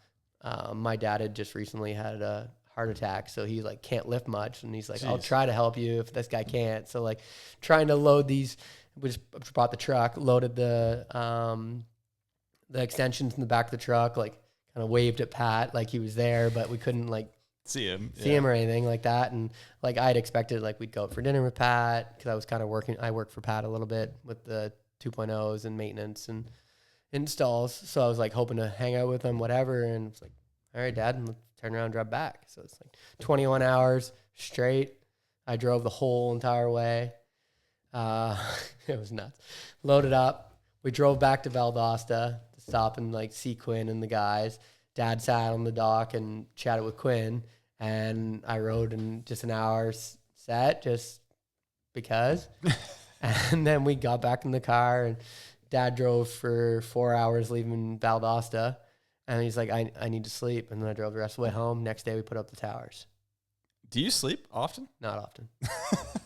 I try to, but like, okay, but then you put it. I was so driven. I wanted to get it up. Yeah. I wanted to have everything running. I didn't want people to show up and expect to ride the advanced cable with the features and it not being up. Yeah. And it was just like, I felt like I almost like failed because I didn't have all three set up running perfect when I opened. Like I did it like in a it month. was when it closed. Exactly. Yeah. So it was like, I need to do this. Like, so I bought a little barge that we put our mini excavator on, and I had a pontoon boat, and like my cousin's in the mini X and I'm on the pontoon boat, and like the excavator, you had to have the arm in the right spot. You couldn't get out of the seat. It was the sketchiest thing ever pushing this mini X. Cause we went over, set up the tower, put the anchors. We had these concrete blocks and we wrap them with a chain to use for the anchor, got it up. And then it's like, it's not high enough. So, but we had already brought the excavator back. Yeah. So then we go over and we put up the extensions. Now it's 10 feet taller. So this excavator is like, we're struggling to get it up. We kind of got it half up and then use the come along to pull it up higher, got it up. And then all of a sudden the concrete block started shifting. Frick. So now it's like, all right, we need a couple more concrete. Need some more weight on this yeah. puppy. So we have an excavator on the other side, putting it on the front of my pontoon boat. And like the pontoon boat's like pretty much like nose in the water with this like 2,000 pound concrete block in the front. You boat over, pick it off with the mini X. And now we're stacking the blocks higher. So the mini X could just barely get these blocks. Man. It was Hairy situation. my cousin's the greatest ever. Like putting up with my shit and like helping me with these like sketchy situations. Like this mini X that I own, like could have lost it in the lake, 30-foot deep gravel pit. We'd never get it back. That's It'd be down going there. down quick. Yeah. I'm like, leave the windows, doors open. Like you're jumping. Like if it goes, jump. Like, Yeah. But yeah, we got it up, and putting the extensions on it made the big difference. But then at that time, money was running out. My energy level was running out, getting everything open. And I'm just like, you know what? It was kind of like a little bit of defeat, but it was like everybody's happy with the 4 features before the road gap. We set the reference to before, so people were turning before. And I'm like, The reference, for those who don't know, is the point where the cable turns around. yeah, Right. exactly. So that you Yeah. can move that around on the length of the cable. And if you set it before the road gap, then it Yeah. can So turn people around. were turning and they were riding the first four features. It was like, I don't got money. I don't have time. I'm worn out. I just want to sit here and enjoy it and drive the cable. Like I haven't driven like it was mid-July. I haven't even really driven the cable yet. And that's my love, my passion is just driving the cable. Yeah. So it's like, okay, I need to slow down. So then I just like put the road gap, which we have now, on the back burner. And I said, let's just see if we can. So you hadn't put any features on the road gap. You were just No. testing. Okay, we need Yeah. to do this high, blah, blah, blah. Yeah. If like for future, like I could have left it that year and just rode the 4 features, but I was stubborn and just like, we need it higher. The road gap is my dream for this property. It's like, we did the bi-level once. People have bi-levels now. There's not a lot of other than a 2 tower or a full size with features in the middle where you go over land and back into another body of water. Yeah. So it's like, we got to do something different. We were first one in Canada for the bi-level, other than Gyptopia in the States. Like there wasn't anything else. So we got to do something different this time. We can't just do another bi-level. Well, and that it's kind of right in front of you. Like Yeah. it's in your backyard. You got the road gap. It sets up not perfectly because you had to get some extensions. Yeah. Little tricky excavator work, but Yeah. you made it happen. We made it happen. Yeah. So I got a Patreon question from Ollie, and you kind of answered this a little bit, but he's wondering, you had a park shut down and then you build another one. His question is, where does your passion for wake come from? Why are you so passionate about this kind of niche sport? Like what drives you to create another park and make all these road gaps and put all this work into it? I just like the family that's like become of the park. Like the friends that I have now from wakeboarding that I didn't know. Like I didn't go to high school with them, didn't go to college with them, but like the Outhouse crew, like those guys, like Derek, Mickey, Brennan, John, like the 5 of us are like Dumb and Dumber. Like it's like the stuff that we do, like everybody that's come through the doors of the park all the friends I've created, the families, the little kids that started riding as little Groms, like Liam and Riley, when they first came to my park were these little guys, and how much I'm involved in like Liam's life and his sister's life now. They both worked for me for a couple years. And when he first came, this little 3-foot tall kid to what he is now, like Canada's top snowboarder, and like seeing what he's done, not saying it's all because of my park, Mickey's park and what Mickey taught him, and just like everything from this to that, like what he did, what other people have done. It was like maybe a little bit that was because of me starting this park, and like the impact I had on his life and his sister's life and his friend's life and everybody's. Like, I couldn't quit. Yeah. It was just like, it was my family. 100%. Like, you're with them, like the staff, you're with them every day. These kids needed a summer job. What are they going to go do now? Work at Chick-fil-A? Like, Yeah, I don't know. We don't have Chick-fil-A. Well, we're starting to. But, like, just everybody, like the locals that we had that continuously came back, our seasons pass holders, the people, like a buddy of mine that was my first ever seasons pass holder, and now he has kids, and he wants his kids to wakeboard. And, like, doing what he learned to love, like now he wants his kids to do it. So it's like, they're not going to travel. So wakeboarding will be dead for them. Yeah.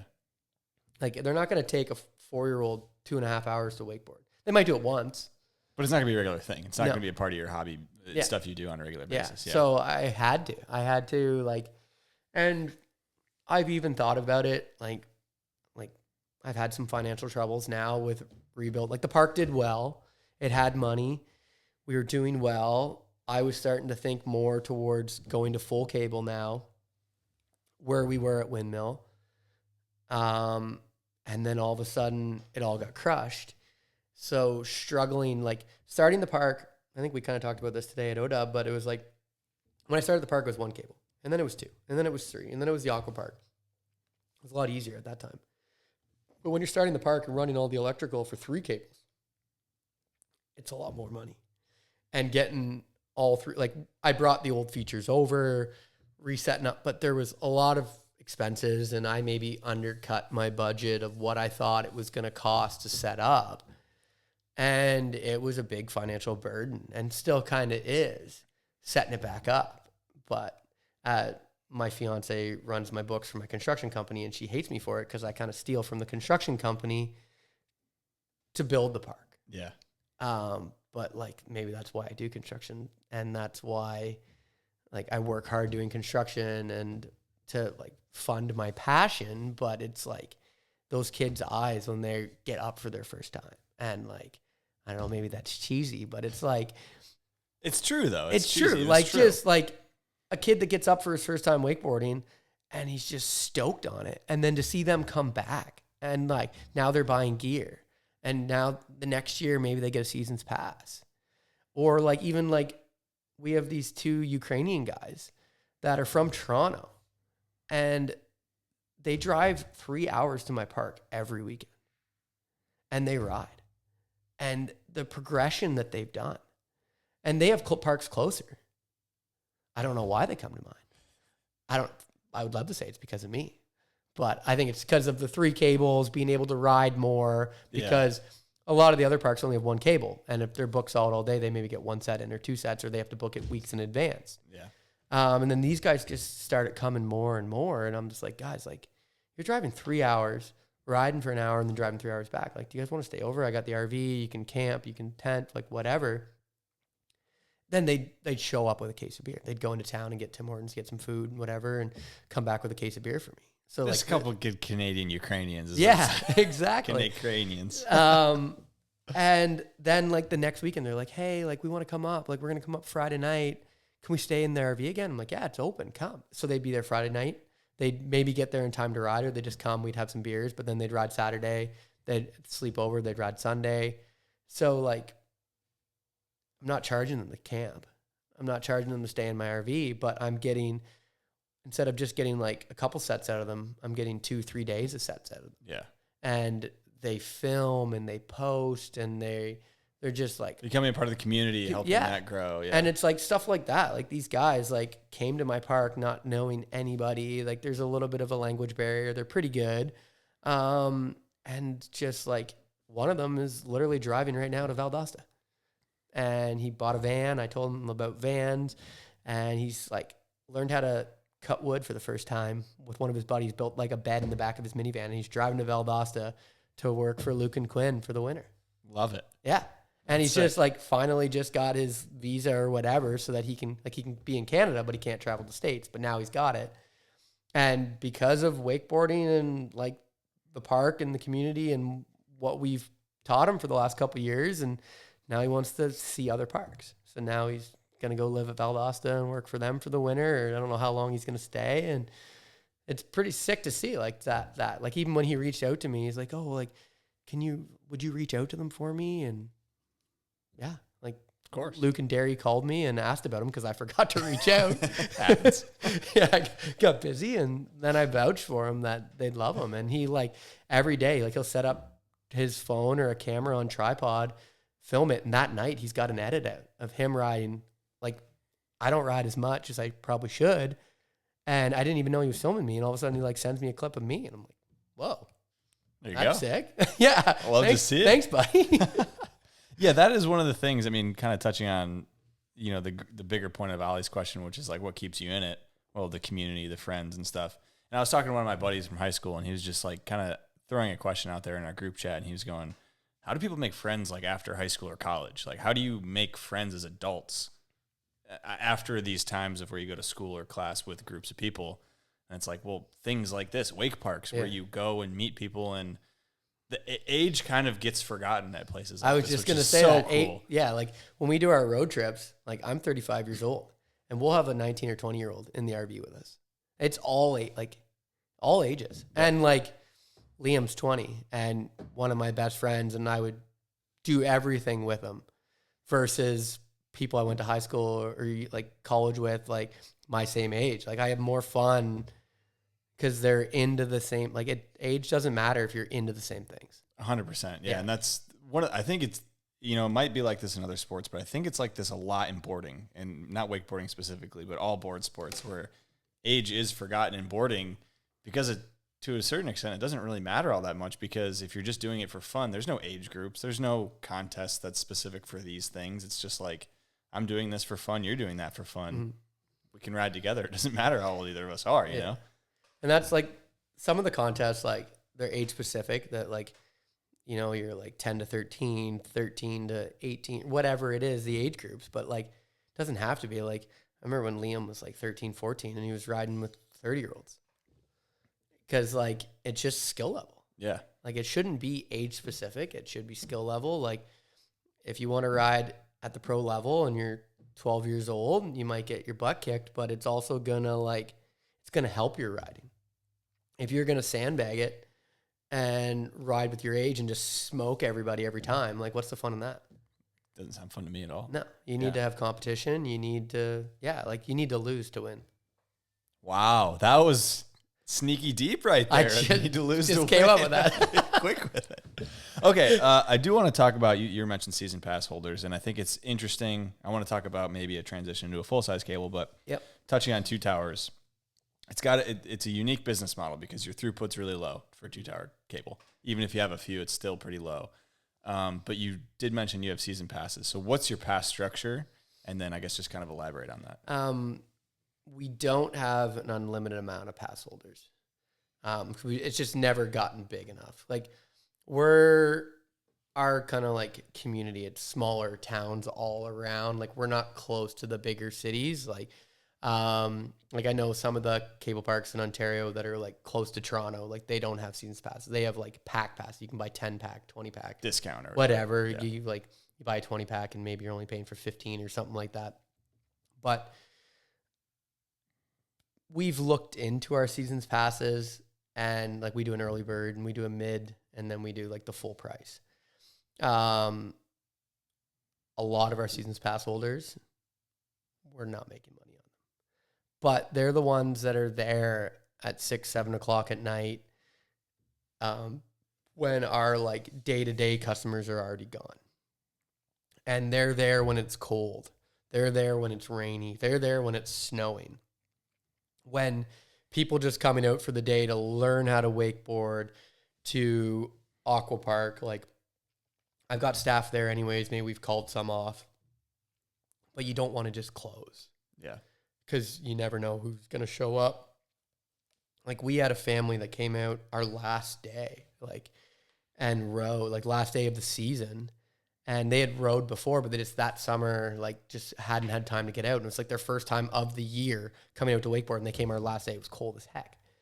But like, so you don't get a lot of that. Like we don't teach beginner lessons at the end of the season. It's like the intermediate cable and the advanced cable are running. So I think the season's pass holders really help for the bad weather, like their core, they want to come out. Like we have a family that they're pretty much there every day, every other day. They're season's pass holders. So a couple of them work for me now. But like it just helps the diehards, makes it more accessible. They still have to book their times. They can't just show up and be like, I'm riding now. You're like, no, you're not. You didn't book that. Yeah. Like even like the Ukrainian guys, like they'll be there all day and they'll just put their names in on our booking when there's openings. Yeah. But they'll still hang out all day. They'll go over to the house and hang out. They'll go to town. But I think the season's pass holders really help for the shoulder seasons, like the start of the year, because they're amped to get back on the water, and the end of the season, and then when the bad weather. But like during July and August is like our peak season. They're still coming out. They're still booking. Maybe they're taking some sets away from other people that are like, but with the 3 cables, I would love it if all 3 cables were booked open to close, but there's never a time that all 3 cables are booked open to close. So like we can teach on the advanced cable. You can teach on any 2.0. You maybe have to slow them down or stop them if they get closer to a feature, or we shorten up the rope so they can't hit a feature. So you can always teach on all 3, which is kind of the crappy part about online bookings and stuff now. Cause like we have beginner, intermediate, advanced. So people are like beginner, but then they see beginners full. So then they're like, oh, we're not going. But like they could book on intermediate. So that's where I don't like online bookings. Cause like if they're there, they show up and they're like, hey, can I wakeboard? We're like, well, our beginner cable's booked, but we can teach you on the intermediate. They're like, oh, what does that mean? Like, oh, like our intermediate cable just has bigger features, but we can shorten the rope and we can teach the exact same. Yeah, I mean, they trust you. They don't know what they're looking at anyway, Yeah. so it's like, okay. Most people that show up think it's a zip line anyway. So. Well, I mean, it is pretty much, Yeah, right? but you can teach on the advanced. Like I don't have to pull them over the road gap. Like Yeah. I don't have to pull them into the big kicker. Like you can stop the cable. That's the great thing about a 2.0. You can just slow it down. You can stop it. You can shorten the rope. Yeah. So we can teach on all 3, which the advanced cable, doesn't doesn't operate as much as it should because we could pull more on it. But then you have to have rental boards for all 3 cables. We have rental boards for 2. So the intermediate and beginner, we have rental board, like full setup for both of them. Okay. Life jackets, helmet, everything. But we don't for advanced because it's rare. Yeah, you're not going to use a rental board on that. And we don't allow rental boards. Like if people book the intermediate, we're like, do you have your own gear? They're like, no. We're like, okay, you're not. You're riding intermediate. Because we found that like we were going through rental boards quicker if you let people. And it also selfishly helps my board sales. So we have a full shop. If you're riding the advanced cable, you should buy a board. You should. You should have your own board. Like that's just kind of how. Unless you like I traveled in. Or you something. traveled in. Like I didn't bring a board here, but I just Yeah. like called John. Like, hey John, you got a board? I can ride. That's such a But- unique case, right? Yeah, So it's like if you're traveling, you're flying in, and you like, I'd probably just give somebody my board if they're that skilled. Like if they can ride my advanced cable, I probably know who they are or have heard their name. yeah, or can pull them up on Instagram and be like, okay, well, Yeah, you can ride, so you can do it. Like I'll give you my board or use a rental. I trust that you can do it, but like I'm not gonna let any Joe Blow just take a rental board on the advanced and let them go off a feature. that's bad news, Paige. Yeah. You said you had an aqua park. So before we kind of move on from the business side of things and get into some more Canadian fun, I'm going to say. Yeah.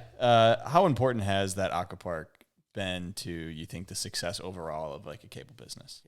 I struggled with the idea of putting in an aqua park. I felt like I wasn't core anymore.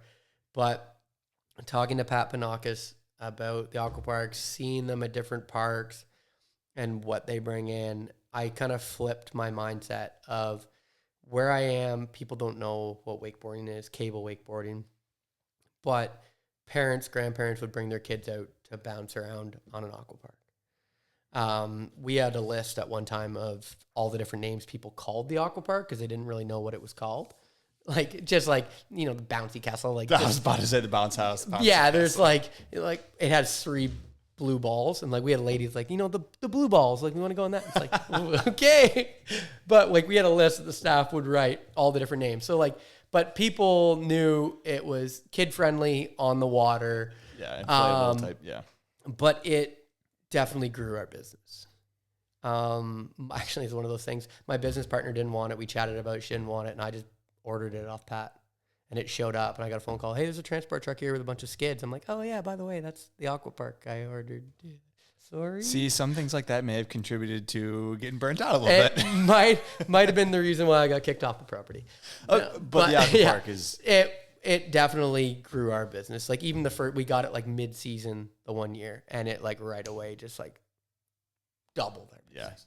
Because like people would come in, they'd go on the aqua park. People knew what the aqua park is. They knew any skill level of child could do it. But then a kid would see wakeboarding. Be like, Mom, Dad, can I do that? They're like, oh, we don't have time. But then they'd come back. So you've seen firsthand that actually happen? Because tons. Okay. Either that day, then they book a wakeboard set if there's time available and they ride from coming for the aqua park. Yeah. Or they see it and they were there with like friends, and then that kid told their parents, and then they come back with their parents and they wakeboard.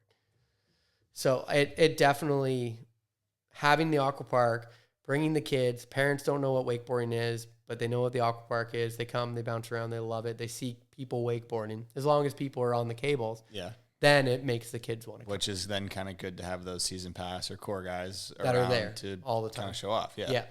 So, yeah, I mean, that's an interesting point. I mean, I feel like it's an obvious thing now, the aqua parks, how important they are. And the thing is with aqua parks, there's no progression, right? Because you go out and bounce around. But with wakeboarding, there's progression. So you can kind of get them into it, and then they progress and ideally stay in it for a long time, then drive down to Valdosta and get a work-to-ride situation going on there. Exactly. Okay, so you did touch on full cable. What's, any plans for a full cable? What's the deal? It's still my dream. Like when I first started Windmill, that was the plan. It was full cable, full cable, full cable. That's all I wanted to do. And then people kind of pushed, like, why don't you grow your community first?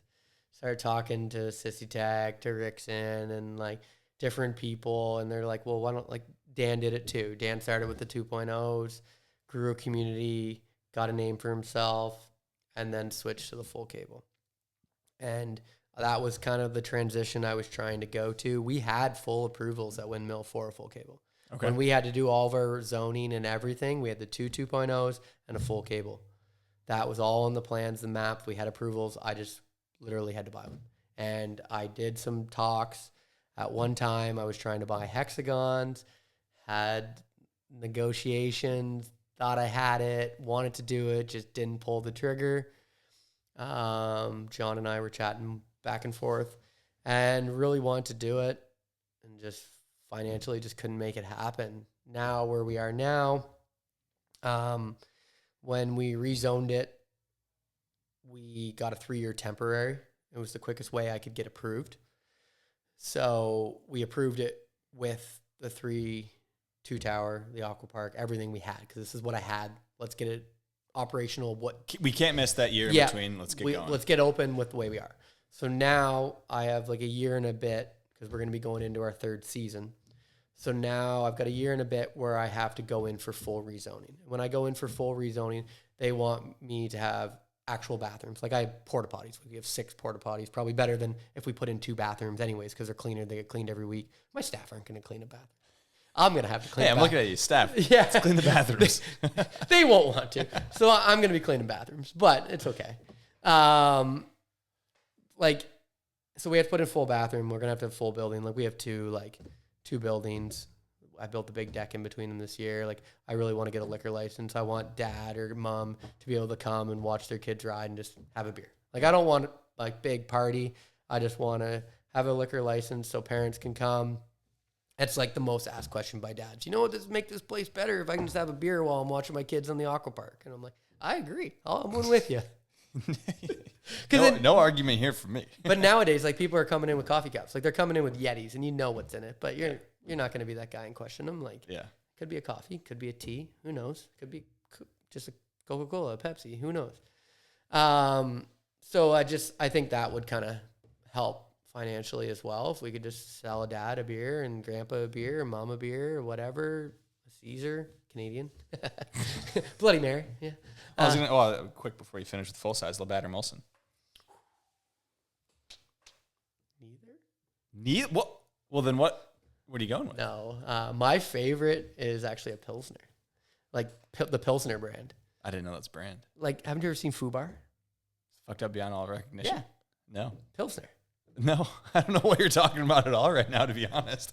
I was figuring it was just Labatt or Molson when you go to Canada. That's all you got. No, I don't even know what. I think is Foo Bar, or no, is Pilsner its own brand? I don't even know. I might have to Google that. I thought Pilsner was a type of beer. No, it's a type of beer, but it's also a brand of beer. But that's your favorite. Yeah. Okay. But gun to head, Labatt or Molson. It sounds like neither. Molson. Molson. Yeah. Okay. Okay. All right. I go Molson as well. Yeah. It's good. It's a good answer. I like it. So full size, it sounds like maybe some more money coming in first and then. Yeah. So it's in the talks. I want to, when we have to, so like the whole talk about the rezoning, when we go to rezone, I want to rezone with switch up the plan and throw a full size in. I'd have to probably, because there's 3 lakes on the property and they're kind of separated. So that's why we have the advanced and intermediate are in the one, and the advanced goes over into the second lake, and the beginner cable and the aqua park are in that one. So we'd have to dig kind of in between, which would give us a center island. So big fan of that. Yeah, you need the center. You need the wave break. You do. And if we did that, we had the potential of maybe 2 land gaps, because you'd have for a regular, you'd have a heel side and a toe side land gap. If we dig it, and they would be optional land gaps, so you could go around. You can go around. Yeah. So that's kind of spilling my secrets here, but building hype. Yeah, building hype. So it is definitely still my dream. I don't think I'll quit until I get one.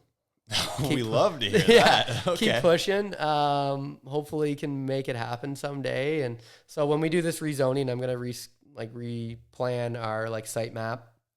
We'll probably have to build a new building. That'll probably take all my money. So then I'll have to wait, but we'll see. We'll see if I can. The goal though. Yeah, there isn't one in Canada now. Yeah, because when did points close? COVID stopped it. COVID years, okay. Yeah, and then Winnipeg had one, and it stopped quite a few years ago. I didn't know Winnipeg had one. Yeah. Okay. Yeah. It was called Adrenaline Adventures. Yeah, definitely never heard of that one before. Yeah, so it was only open, don't quote me on it, maybe only for 3 years or something. It was short. Okay. They had 2 2.0s, full-size cable. They had a high ropes course thing. The full thing, okay. Yeah, they had... but yeah, it didn't last long, which was a bummer. Winnipeg's cold. Not a long season for it, which is a bummer, but that is a bummer. Yeah. But I'm hoping. I know there's a few different people kind of in Canada hoping for a full size or kind of spitballing the ideas, but I think in wakeboarding, there's always a lot of spitballing about full sizes. Yeah. And then few of them, unfortunately, come to fruition. But yeah. It would be awesome. Yeah.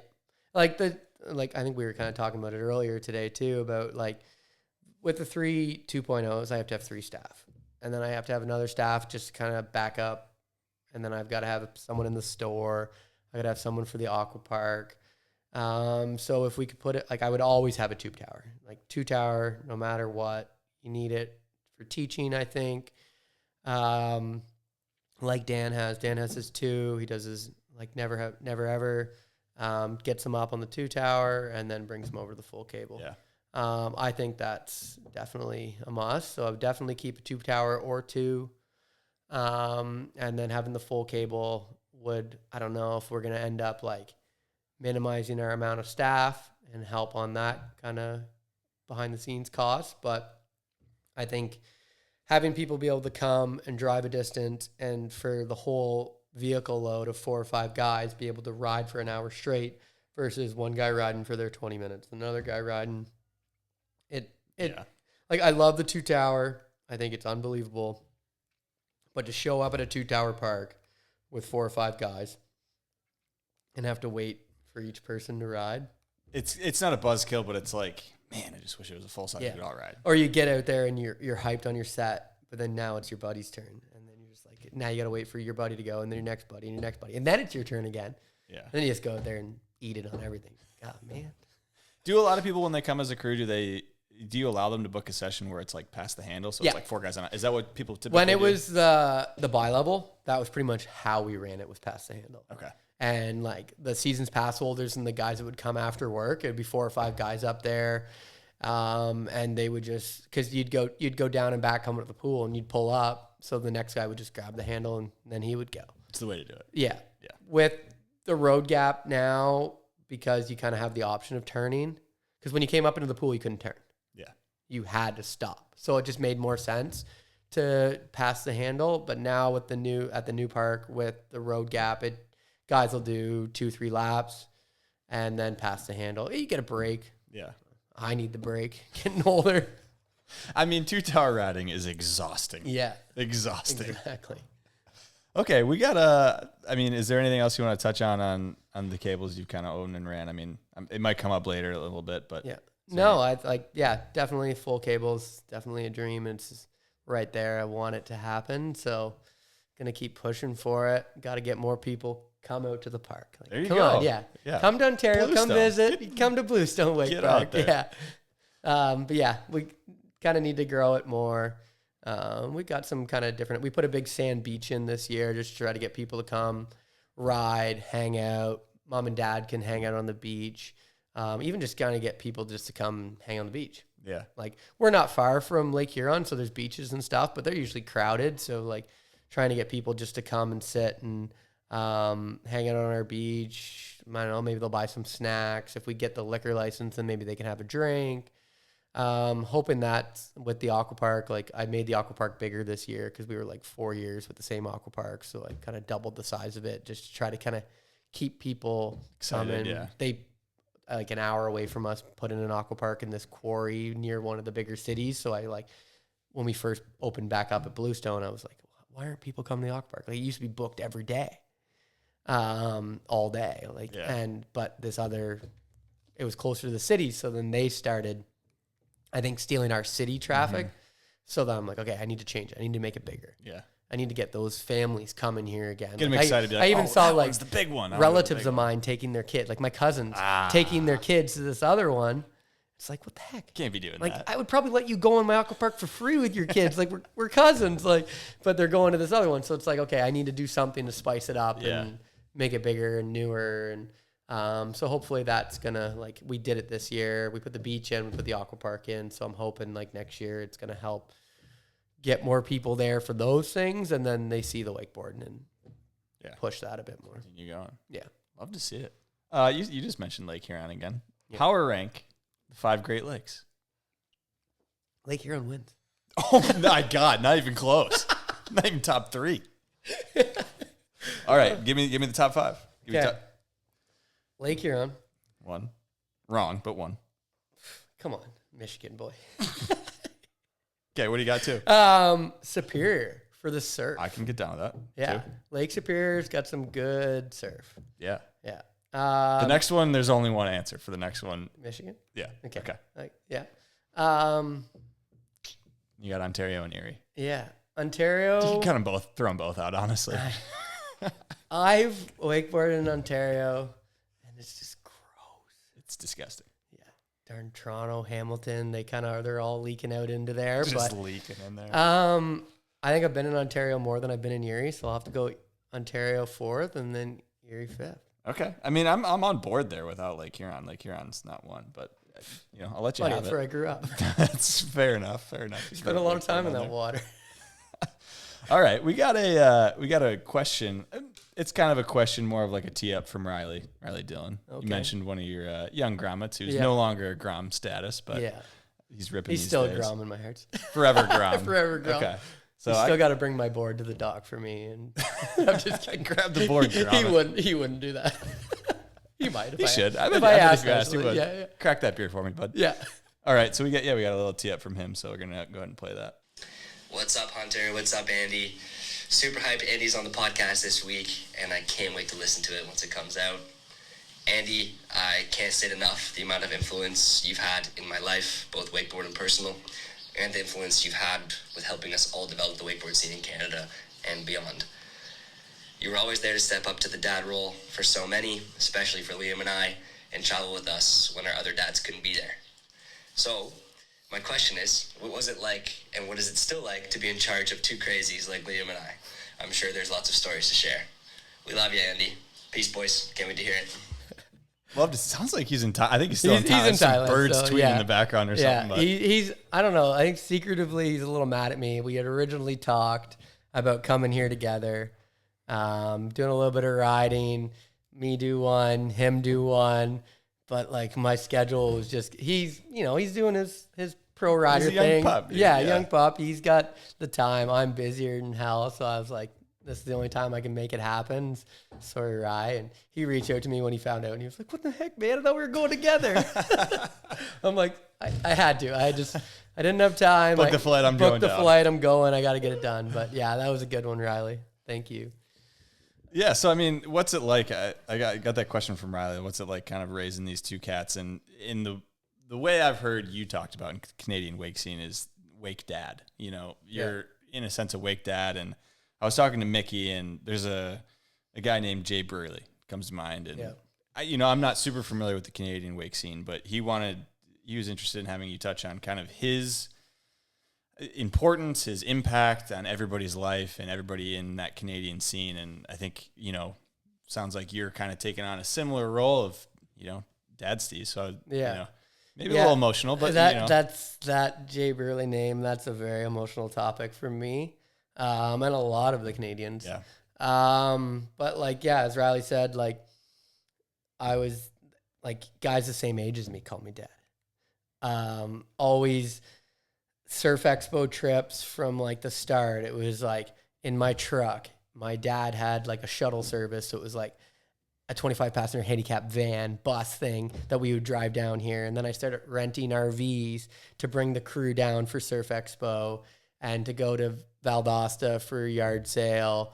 And then I bought my own RV to do trips because I was like, why am I going to spend all this money on a rental and get my own? And I have it. And then we're doing yard sale. We're doing West Rock trips. We're doing elevated trips. We're doing Surf Expo trips. Like the whole crew in the bot, bring everybody together. I pay for fuel. I pay for food. And at the end of it, when it's all said and done, we're home. I split it all up between all of us, and it's way cheaper than anything. So we all run around the grocery store together, and it's freaking chaos. Like you're almost at the park and we stop at a Walmart and there's 10, 15 of us running around a Walmart with 3 grocery carts, like trying to pick food. I'm trying to be thrifty. Like I'll just eat a burger every day. I don't care. Burger, hot dogs. We don't need anything else. Coffee. I need that. And then like one cart's usually just beer. As many Natter Days as we can fit. At whatever the 30 pack is, it's the cheapest. We don't care. But then we always underestimate. We're there 2 days later getting more beer. Yeah. But I think we sold out every Walmart with the Natter Days that we've ever been to. But they need to stock up more. I don't know what they do. need to stock way more of those. That's why I pointed out your shorts today. Yeah. Derek Brown is going to need a pair of those. We got to find where you got those. I don't know how the name like dad and just like everything with everybody, just always trying to organize. I always drove as much as I possibly could. I know it's legal. They'd be drinking in the back, having fun, playing cards. Now with the RV, we have one of the Nintendos that has like however many games on it. Yeah. They plug it in the TV. They're playing Nintendo. We're watching snowboard videos, wake videos, skate videos. They're all in the back having fun. The 1 year Surf Expo, Jay Brearley came with us. Liam was a little grommy. and we were in this 25 passenger handicap bus of my dad's. It still had like the handicap loading thing that like doors opened and it like went down. Yeah. But he had put like a sectional couch in it, and it had some chair, like of the chairs in it, and they would two of them turned with a table so we could like play cards. We had Liam, we hung a hammock from window to window, and Liam pretty much like slept in this hammock the whole drive. Jay drove most of it. He was a paramedic, so he was used to like crazy hours driving, and we're all degenerates in the back. There's lots of clips in the different outhouses of us like hanging out in the back, 10 people with shirts off, like hot, like AC didn't work. And like, I remember like Liam talks about this all the time. Like Liam's sleeping. He's just this young little grom, and Derry just like every so often, earthquake, like shaking the hammock, waking Liam up, and just all being shit disturbers, and Jay just loving it in the front. Just eating it up. And dude. just like loving to see like his son interacting with all of us. And I remember like I sponsored Liam with Humanoid and got him involved in Humanoid, and we went to like a Humanoid event. Jay came with us, and like everybody's playing Bite the Bag, you know the game? No. Oh, it's great. Quick game. explanation. So you're literally have a beer box or a brown paper bag. You have to bend over, you can't put your hands on the ground, and pick it up with your mouth. And then when you pick it up, you rip a bit off. And then it gets lower, lower, lower. So that year, Humanoid had rented this house at Surf Expo. And instead of being at Surf Expo, they had a like army tent set up on the lawn there. And you came from Surf Expo there to see their stuff. And they had a big, huge industry party that night. So there's a whole crew of us playing Bite the Bag, a whole bunch of pros, like kind of everybody in the industry in this house playing Bite the Bag. Liam's there, into it, love it, because we always play it. Usually it ends up in a Canadian, maybe myself, taking their pants off because you get more flexibility For sure. in your underwear, or Yeah. no pants at all. Yeah. It's way better. No swing weight, more flexibility. Yeah. And then a couple pros, not going to name them, came just walking through and just stomped on the bag. And Liam was devastated. He was like, Dad, why'd they do that? And he was trying to explain to his son, like, sometimes when you're drinking, you don't do the things that, like, you normally would. He was like, these were pro riders that Liam looked up to, and they just, like, stomped on the game. And they had no clue Liam was there. Yeah. And everybody was just drunk, having a good time. And it was just, like, that, like, father-son moment of, like, his dad explaining to him about alcohol. And, like, it was just, like, it was, like, unbelievable to see. But then his dad was, like, cool with him being in it. Yeah. And just, like, I remember sitting at Valdosta with him and his dad. We'd, like, rode with them, filmed with them all day. And we're sitting there. Jay's trying to, like, edit this video the best that he can for Liam to put out of him riding at Valdosta. And, like, Liam, like, hey, Dad, can I have a beer? He's like, yeah, okay. And I'm, like, looking at Jay. He's like, yeah, man. Like, he's going to do it. Might as well do it with me and you. Yeah. Like, the two people he kind of, like, looks up to. Might as well have a beer with us. I'm right here with him. We can watch him do it. And it was just, like, amazing to see him do that. And, like, Liam had, like, 2 drinks. This is gross. I don't... Like any kid. Any kid, yeah. Like, it's like, all right. So then it's like, you know, he's not going to just steal beer from me and chug it. And like, he feels comfortable. that he'll say, and yeah. like, that's the way my parents were with me too. Like, Yeah. you're interested, yeah, try it, and whatever. You don't like it until you Like it. Yeah. like it. And some people don't, right? Yeah. So like, it was just that, and like, that kind of like fathering that Jay did with Liam.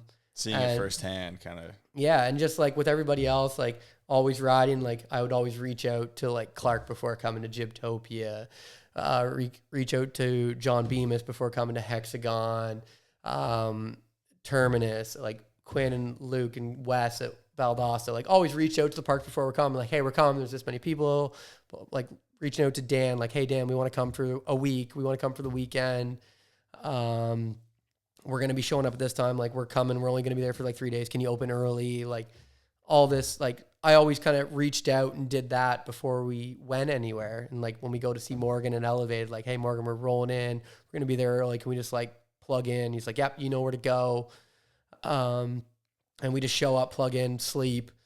He gets there in the morning. We get to see everybody. Like, it's just like always tried to set everything up before we came. I like to be organized. I like to kind of have, like, maybe I've been a little bit of an asshole in the RV sometimes. Somebody's got to do it. Yeah, and it's like I always like to drive through the night. And it's like, you guys can all sleep. I don't want to waste a day. We're going to leave my place at 6, 7 o'clock at night. We're going to drive as far as we possibly can to the first cable, and we're going to ride. You guys can wake up there. I don't care. I'll be tired. Like, there are so many times I've ridden and I'm just like bagged. I just drove for like 10, 12 hours. Too, yeah. And then you ride and you're staying there that night, but then you ride and then, okay, now it's time to have some beers. And like, we just got here and we're seeing our friends we haven't seen forever. And you don't get a lot of sleep that night either, but it's just like, I do it for everyone else. Like, that's why I drive the 12 hours. So that when we get there, Liam, Riley, Mickey, Derek, like all those guys can ride. Like, I like to ride. I'm not as good as those guys. I do it for fun. Like, I've blown a knee, I've hurt a knee, I've got a bad back, like being a little baby here, but like I still ride. It's real though. Yeah, I mean, like I'm 35 years old now. They're 20, 25, 30. So I'm getting a little bit older, but I like still love to do it. I don't push myself. I don't even know if anybody would have asked you this question, but I have this weird allergy to Yes. Did someone ask you that? Yes. What? Guess who? Was it my fiance? No. No. Because she was talking about that before I came. She's like, oh, I want to tell him about your water allergy. Well, Mickey did. Mickey did. Yeah. Okay. So I guess, I mean, Did I do the dad one before? I think yeah. I think you touched on it really well. Yeah. I was curious on kind of where it came from. You know, it sounds like obviously a lot of inspiration and a lot of Yeah, firsthand like, witnessing the good, you know, a, how you a should good do it. dad trying to grow up, like Jay passed away from pancreatic cancer, which was a huge shock to the Canadian community. And I was there. We brought the crew in for a couple days before, had a shot with him. We showed Jay Liam's outhouse part. It was a friend section, but it was the majority of the friend section at that time because he was still pretty young. Derek showed it to him on his phone, and then Jay just said again and again. And we did a shot of scotch with him, and it was amazing, like how proud he was of his son. Yeah. And what it was like. It was Derry, Brennan, Derek, Mickey, myself. I don't know. There might have been a couple others with us in this room in the hospice, and just how proud he was of his son to see his son's part in a full-length movie. And it was in the friend section, but he watched it 3 times. None of us had ever seen it. The video wasn't even out yet, but Derek showed him his part, and it was just unbelievable, his face watching his son. And like now, like Liam's got parts in Outhouse 3, Outhouse 4, like what he's done now with snowboarding. I wish he wakeboarded more, and he knows that. But snowboarding for him now is life. Yeah. It's his job, and it's amazing. And he could still crush it on a wakeboard. Like when he puts a board on now, it still blows my mind every time. But like he's in China right now, just did a big air. He flies to Edmonton. I'm flying into Edmonton on Thursday to go watch him at a big air setup. It's just crazy his life that now, like what his dad kind of pushed and did for him, and now what he's doing. It's just unbelievable. Yeah. And you can't fake that, right? Like it's when you see it, it's genuine, and it's like, I mean, some people can only dream of you know relationships like that and having someone like that in their life. Yeah. And so it's the day his dad died, Liam and I were riding at the local ski hill.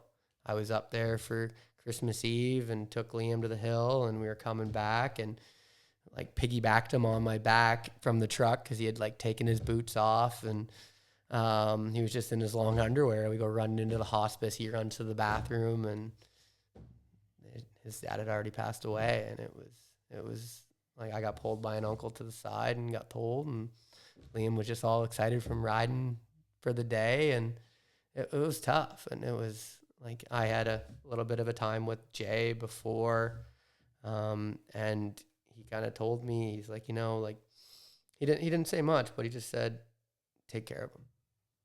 Yeah. Keep pushing him. Yeah. And that's all I've tried to do.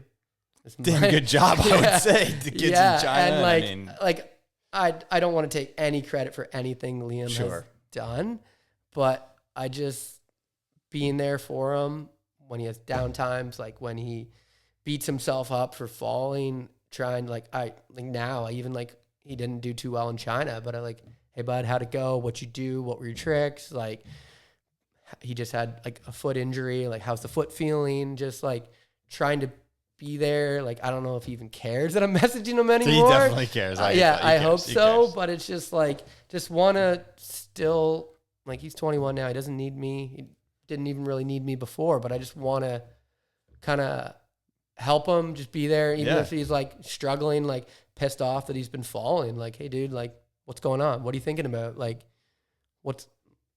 Like sometimes it's just you're having a bad day. Yeah. But like, is there something else? Like. Well, that's the thing is, dude, like dudes don't bring that up. Like, like if I was his age and I was in that spot in my life, I'm not going to reach out to someone and be like, hey man, I'm kind of struggling with this part. It's like, whether it's emotional or just trick based or whatever, like you're not going to reach out and be like, hey, I'm struggling. So you need those people to. And like every time he like posts something, I'm always liking, commenting, like sharing. It's like trying to push, like help him in any possible way I can to get farther in his dream. 100%. Yeah. Like, I don't even know if I'm like me sharing his videos of him. Well, it's not hurting. Like, not, tell you that. Like, you get to see them. You probably follow him too. So it's like, well, you see it twice now.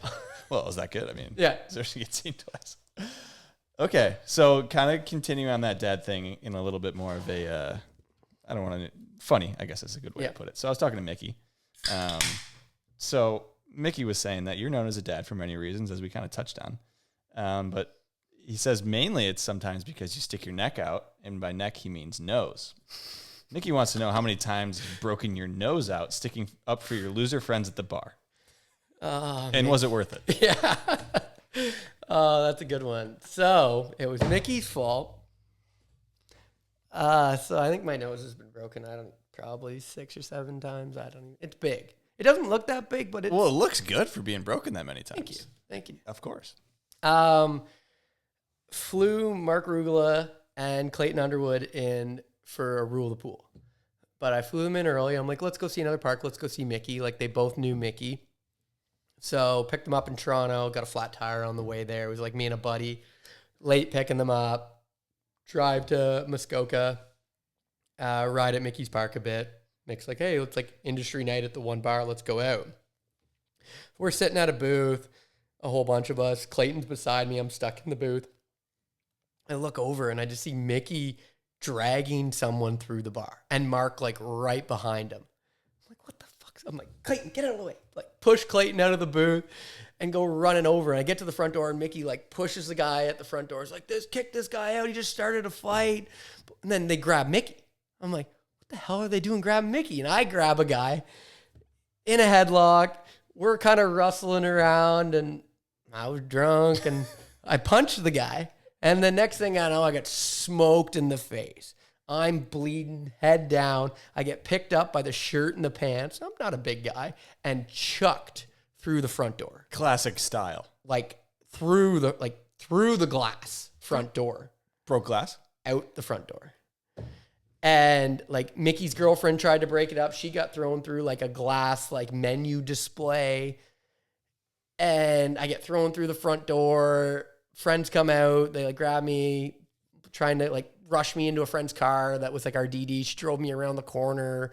Like I had my sweater, like stopping the blood. Find out later, the guy that Mickey grabbed was actually a bouncer. He was trying to break up the fight, but Mickey thought he was involved in the fight. So then the guy that I grabbed was actually a bouncer too. This is a classic scenario of maybe a couple too They many. need to have better shirts. They need like neon shirts to make them known that they're a bouncer. It's their fault. Yeah, I think so. Don't touch Mickey Henry. That was my thing. Like, you don't touch my buddy. So, and then, it was bad. Classic. They wanted to charge me with assault. Another buddy that's been in the wakeboard industry forever talked them down, whatever. And I was sitting in the car bleeding into my sweater. We go back to our friend's parents' place. She puts 2 tampons up my nose. I like shower all the blood off. She washed all my clothes. I go to bed. I think I slept with Clayton that night. Clayton and I in a bed, and I got 2 tampons up my nose. Wake up the next morning. They're like swollen. The tampons hurt to come out. it was an ordeal. Well, I was gonna. Mickey says how many tampons you carry around these days, just in case. I should carry You know. more. I guess you got a girlfriend now, or Yeah, fiance. Fiance, yeah. She got you covered I there. think she's definitely got me covered, but no, I should probably carry more. 6 or 7 times with the broken nose. That's, Yeah, like snowboarding, wakeboarding, getting punched in the face. it happens. It's kind of sticking out there. The beak's sticking out. You know? Yeah, I think it like keeps me balanced too. But Yeah. I don't know. My brother's nose is bigger than mine. He was a hockey player. It's kind of like a zigzagged. He's had to have surgery so that he can breathe. Yeah, I can imagine hockey player getting. Hockey player getting hit in the face. Yeah. We got another question. I got one from Derek. So you're talking about him a little bit earlier. Yeah. And he's wondering, who are you the most scared with that will fuck with you on a road trip? So who scares you the most about, like, who's going to fuck with someone on a road trip? Derek Brown. That's why he asked that. He teed that one up. Yeah, he teed that one up for himself. Yeah. If he's not messing with anybody else, he's messing with me. And if I'm not driving, Derek, I'm going to throw this one out there for you. He probably wants this, but I don't know if we were playing cards. We were just sitting in the chair drinking, and all of a sudden I felt something on my shoulder, and I looked over, and it was Derek's dick on my shoulder. He definitely wanted me to talk about this. I think that's why He wanted that one. He wanted it. He wanted to know. He teed it right up. But yeah, there's. So and he's the culprit. he's the one. the instigator of like anything. Like if Derek calls your name, don't turn and look. All right. Okay. But he asked the flip side of the question. He says, who's the most helpful on road trips and who's the most useless? Okay. The Grommies are always the most useless. I don't like Liam and Riley. Sorry, boys. You guys sleep the whole way. Like I drove to West Rock once, just Liam and I. 8-9 hour drive. He slept the whole entire time. I think we've driven home from Valdosta, which is like a 17-hour drive, and he slept in the bunk the whole. He didn't even get up and pee. He slept the whole entire time. Wow. Um, Groms are useless. Grumps, yeah. Who's useful? Useful. The most useful, I guess, or helpful. I'm gonna have to say John McTavish. Okay. Do you know John? Yeah. The I've artist. never met him, but Yeah. John MCs all of our local contests. He MC'd at Yard Sale this year. He's an unbelievable artist. But for driving the RV with me and cooking, the guy makes a wicked breakfast. Okay. Yeah. Like driving at Yard Sale, you see John coming with something in your hand and you know it's breakfast. Or if someone's coming, it's like eggs, bacon on an English muffin, Something sandwich, but he puts spices in it. He mixes it up and someone comes up the scaffolding and it's like, I love you, John.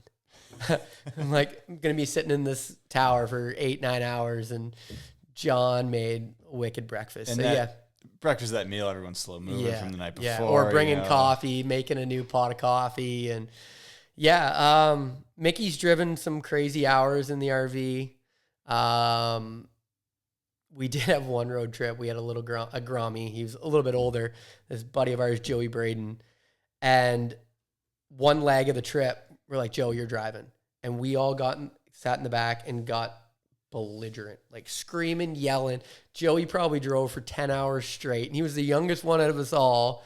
But he had like a background where he's driven bigger trucks. His dad or his family owns like a trailer park. So he was familiar with an RV. So I trusted him. But we just, like, I don't usually let loose when we're in the Someone else is RV. driving, yeah. Yeah, because I'm like, even if I like go in the back to sleep, it's like, it stops. I'm like, oh, what's going on?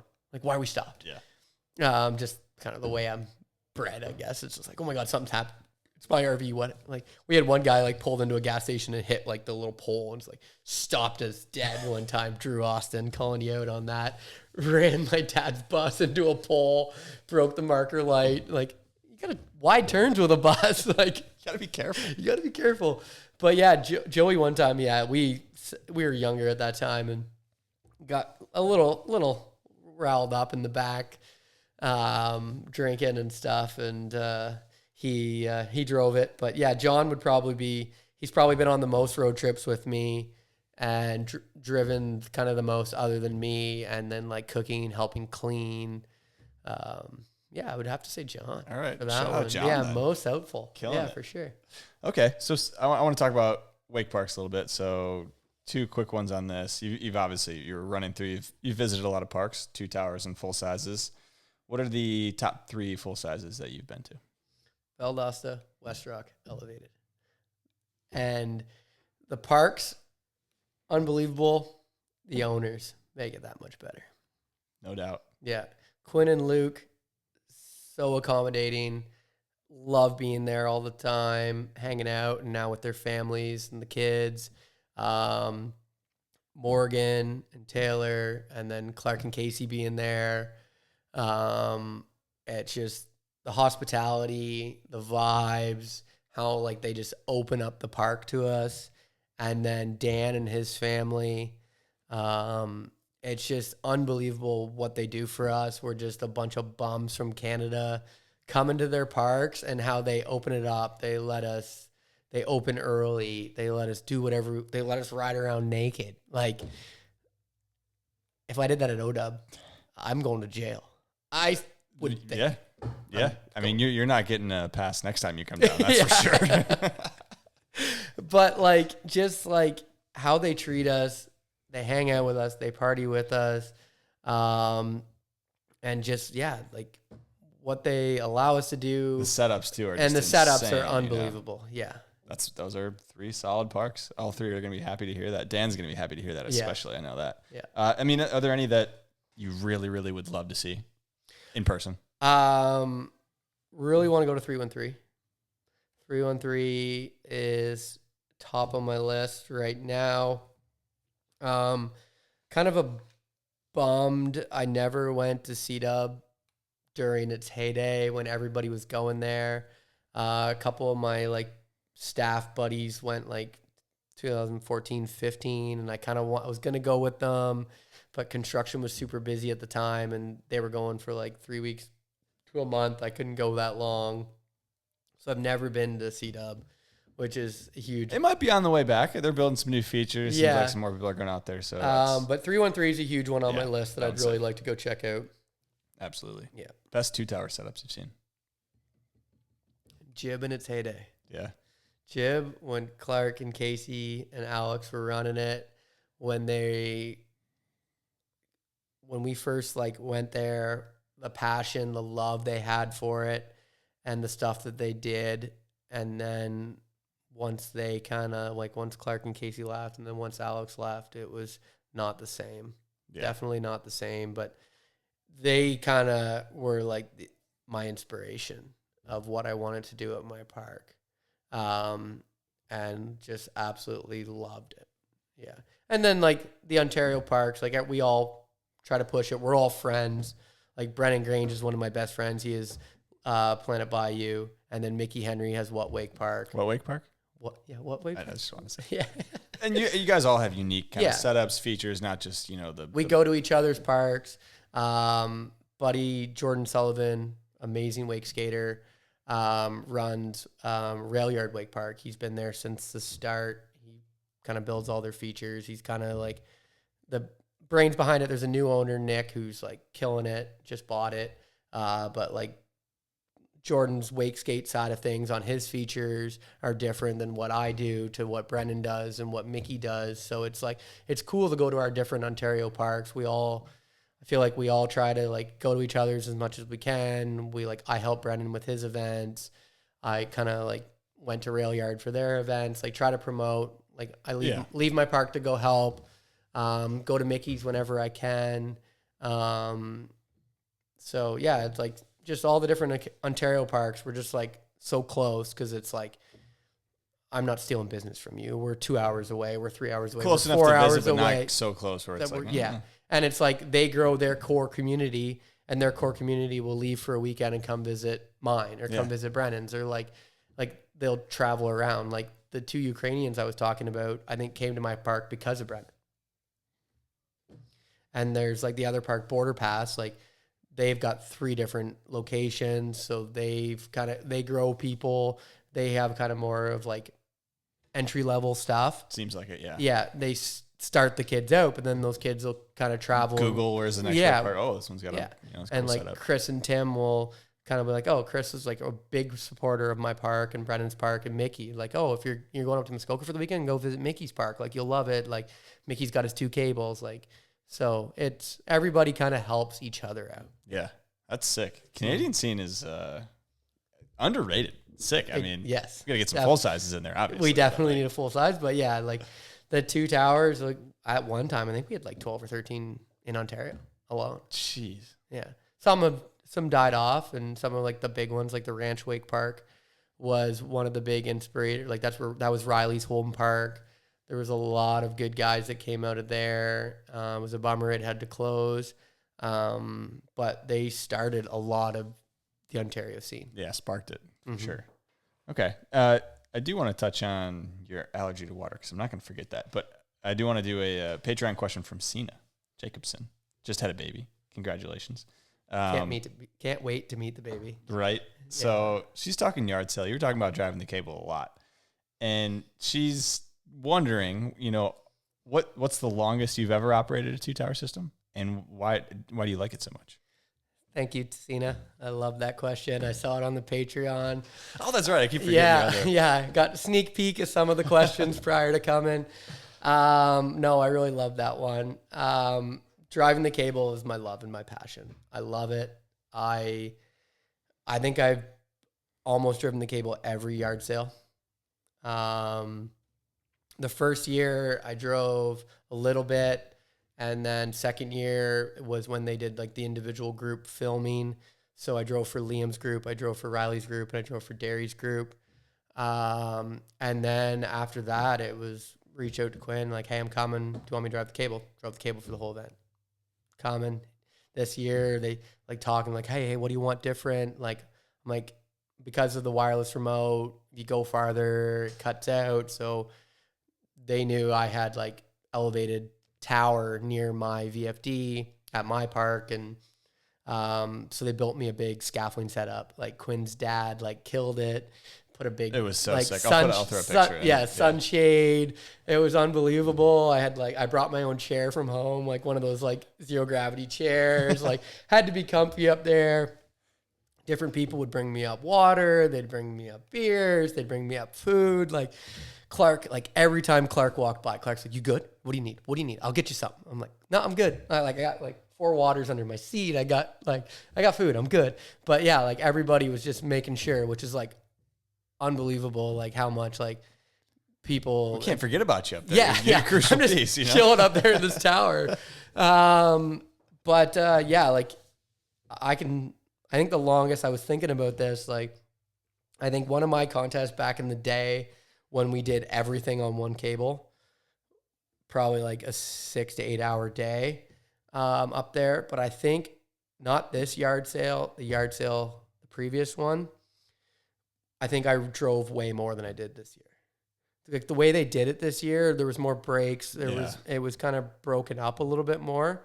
But I think I guess that's yard sale 4. Yeah. 4 would be the longest days. Like I remember leaving and like my thumb was like calloused. Yeah. And like numb. Cause like your thumb for pushing the button, but then like even your hand from holding the remote. Like they're not the most ergonomic remotes in the world. No. Like I love the wire. Like I can drive the wireless remote 10, 12 hours straight. Put me on the wired remote in the box. I'm struggling. Well, I'd much rather have it's just bigger, bulky. Like I want to get a new 2.0 because the new remotes are like a lot more like rounded, a lot smaller for the wired and wireless. Okay. They're super sick. Check them out. Sissy Tech. System 2 plug right there.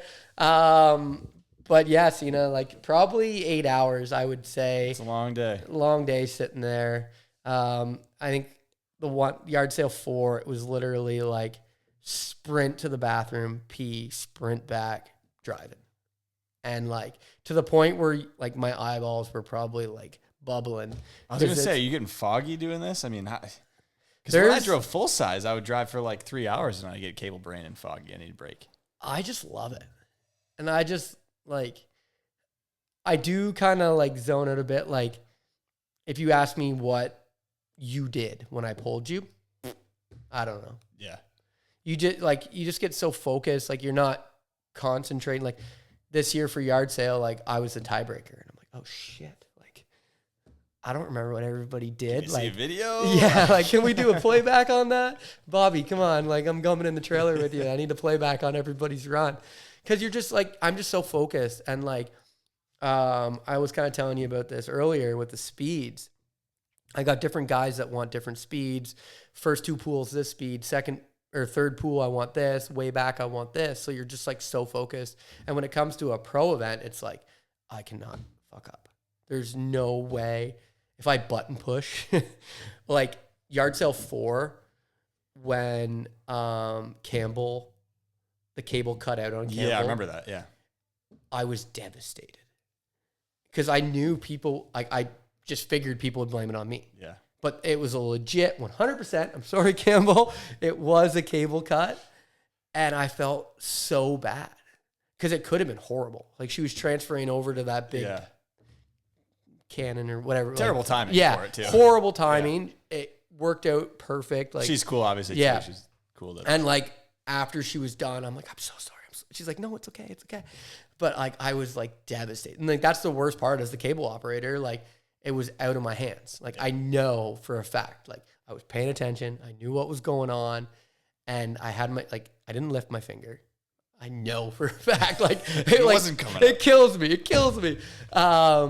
But for like that little issue that can happen with the cable, when it happens, it's devastating because it could really, like if it would have put her out of the contest, I would have been crushed. Yeah. Like she was killing it. And she was so young, and for her to come into this event and do what she was doing, like it was unbelievable. You're probably like one of the worst people for it to happen to.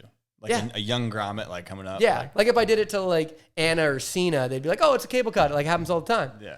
But Campbell, she's full size mostly from what I can see, like probably hasn't had a definitely hasn't had a cable cut that much or ever. And this is a huge contest. Yeah, for her. Yeah. At her age, she was like, what, 15 at the time? Yeah. 14? Can't drive. Yeah. Crazy. So it was, I felt like I was devastated that that happened. But it was a cable cut. Yep. So everybody, Yep. for Campbell, the record. it was a cable cut. I think promise. most people knew at the time. Yeah. But Yeah. Yeah. It's just, that's the thing that's the hardest part for me. Like I'll drive the cable 12 hours straight, but something like that just crushes me because I just don't want that to happen. I don't want to jeopardize someone's run. Like you kind of want to like bring it back up. Let's do this again. But now they're like worried. Yeah, true. It's in the back of their head a little bit. Yeah. Like even when like Riley or Liam are filming and you have a cable cut, like at our place on the 2.0, and then it's in their head. And Riley's like, oh, that doesn't happen again. Like, yeah, I hope so Me too. But it's just like it loses signal or something happens with. It's not a perfect. It can't be 100% perfect Yeah. all the time, right? It's Like I've even seen problems with the wired remotes. yeah. So it's not just a wireless thing. I think it's like we put fans on the VFDs. Like we try, like they do overheat and stuff like that. So we leave the doors open. We have fans blowing on them, trying to do everything we possibly can to prevent that. Yeah. And that's why I build towers so I can see better, closer to the cable. Yeah. Killing it. You've probably driven more 2-tower than a lot of people. I don't know if I can say anybody. Yeah, probably not Maybe? anybody. I don't know. I mean, I don't know. B-Doll probably has done more than me. You're top 5. Easy Yeah, top yeah. 5 for sure. I do want to do more contest cable driving, like Wake the City, Munich Mash. I would love to do more events, more of the Red Bull events, any 2-tower event. Like I mean, you're the guy. I feel like people would trust you. You're the guy. Yeah, So I feel like the riders trust me. yeah. They feel comfortable. We were kind of talking about it today, like when I went to Munich Mash with Liam and like watched Anna get like pulled off the start dock early. Like that was just one time that I remember like specifically that like Anna wasn't ready and she got pulled off. Like that to me would have crushed me if I pulled her off and screwed up the start of her run.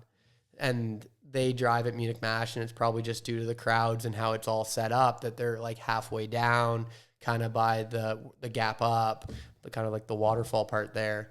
And they're not able to communicate with the rider, which I love to be right there with the rider, communicate, Yeah, you're saying. make sure like for the people like Derry and Victor who tell me different speeds, I want to know what speed they want to go.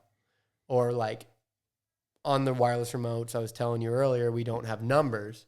We have ticks that like each park owner has like notched into them and like just cut in with a knife, and it's like tick 1, 2, 3, or full speed.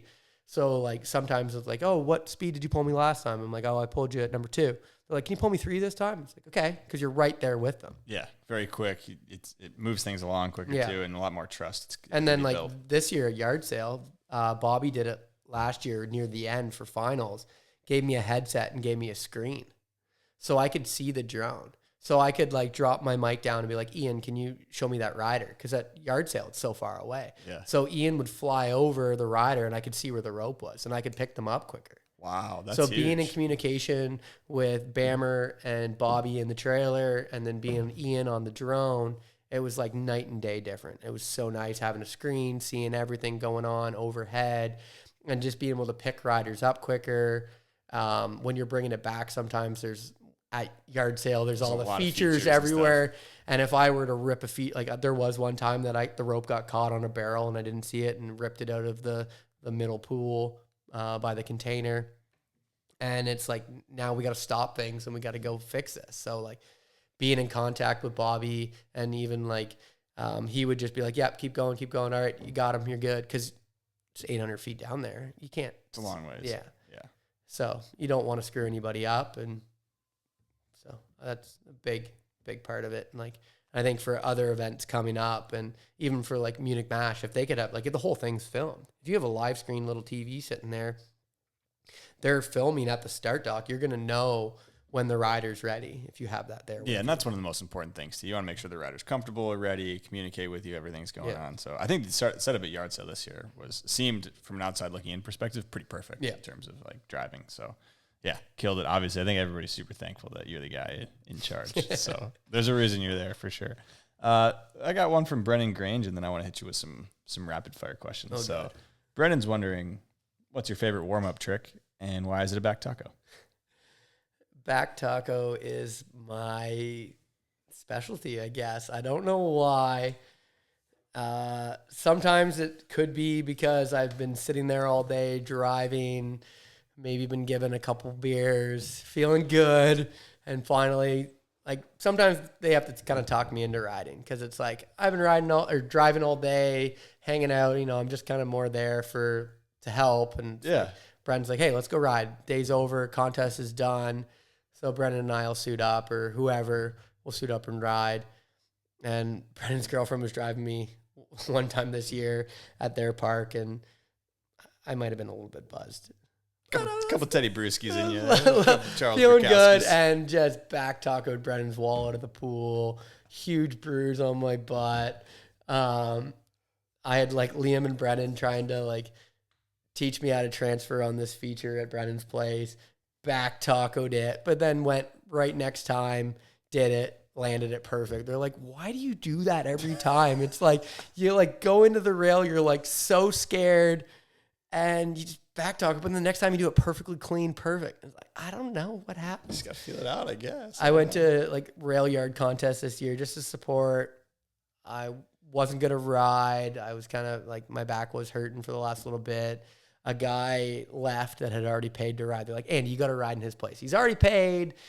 I'm like, I don't have any gear. The guy gave me his board. He's like 2 size too big, boots and jackets, huge. Go out there, never ridden the park. Go out there, try to transfer on back taco. All right, question. Front or back taco, what would you prefer? I do a lot more back tacos. Obviously, back's claim to fame. I think I'd prefer the back too. Front, I don't want to see it coming. No. Yeah. There's a bad one in Outhouse 3, I think it was, at the ranch. It was during the contest. Brennan usually shoots photos and just happened to turn his camera over to film and got it. And it was like back taco to like whiplash to concussion. At least you didn't get a broken nose. No broken nose, but like ended up like laying in the RV. They're showing me the videos of me, and then it ended up going in outhouse. But I thought that concussion was bad, and it wearing a helmet, like just Yeah. Sometimes, I mean, there's yeah, only so which I much think you it was can more do. kind of the whiplash. Yeah. And I thought I was good. And then we flew to Mexico for Worlds, and the elevation change in the plane like killed me. And I like didn't even really practice at Worlds. Like didn't even think I was gonna ride because my like head was so screwed up. We were there for I don't know, probably like 5 or 6 days before the event even started, warming up. And I didn't really ride much, and then ended up riding in Masters or whatever. But it was like landing; you can like feel it. It's Yeah. like, I probably shouldn't be doing this, but yeah. Don't like it on the brain. That's not Yeah. good. All right, we'll some rapid fire before we wrap it up here.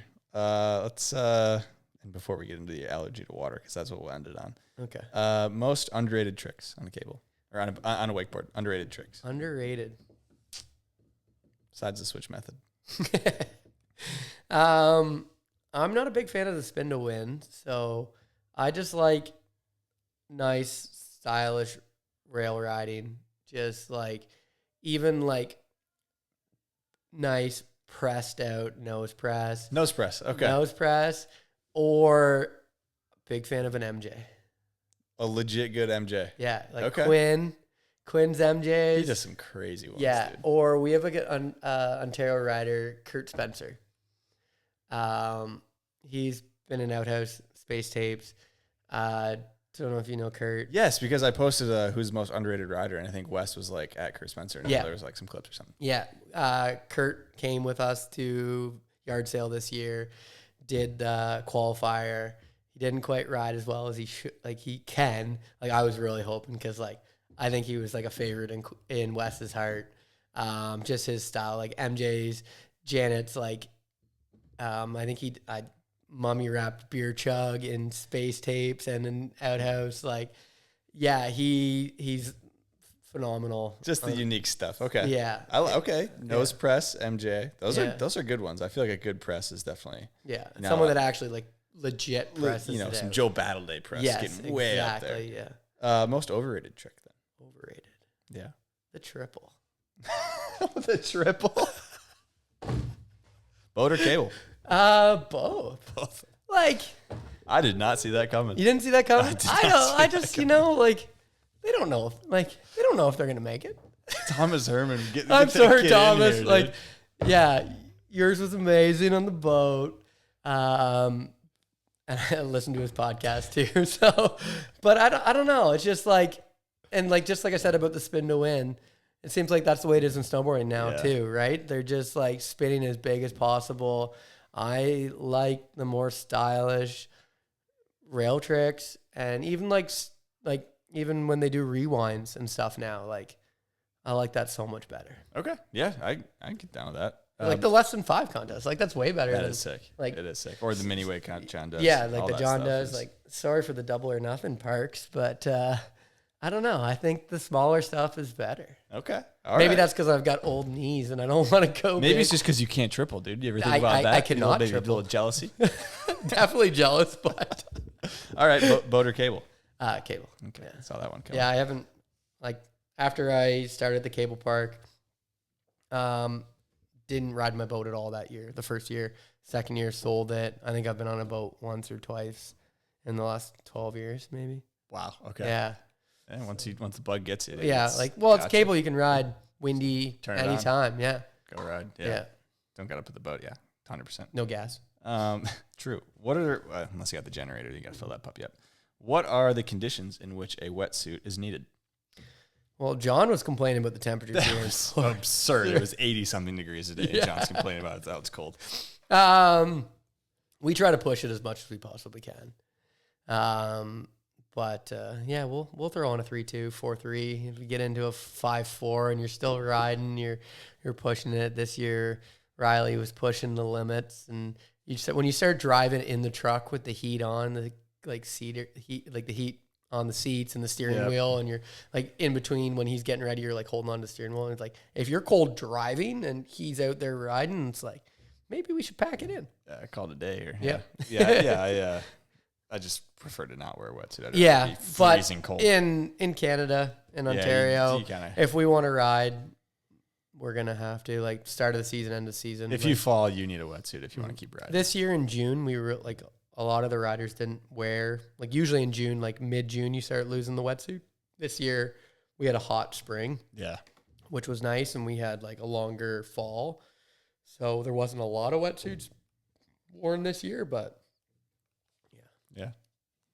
I think as long as it's sunny, you don't need them. That's my take. That's when you throw on the wake pants, right? Exactly. Water. Are you allergic to water? So we touched on it earlier. I think this is a good way to wrap it up. And just run me through that. Because you're drinking beer. I offered you a water. You said no. Yeah. Beer has water in it, probably. You look through the ingredients. Has to at some point, right? At some point. So, like, what's the deal?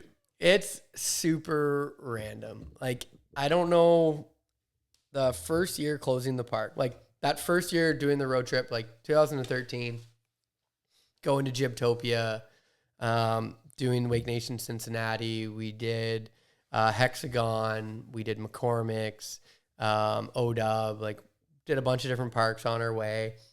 Was kind of stuffy after riding. Didn't really think anything of it.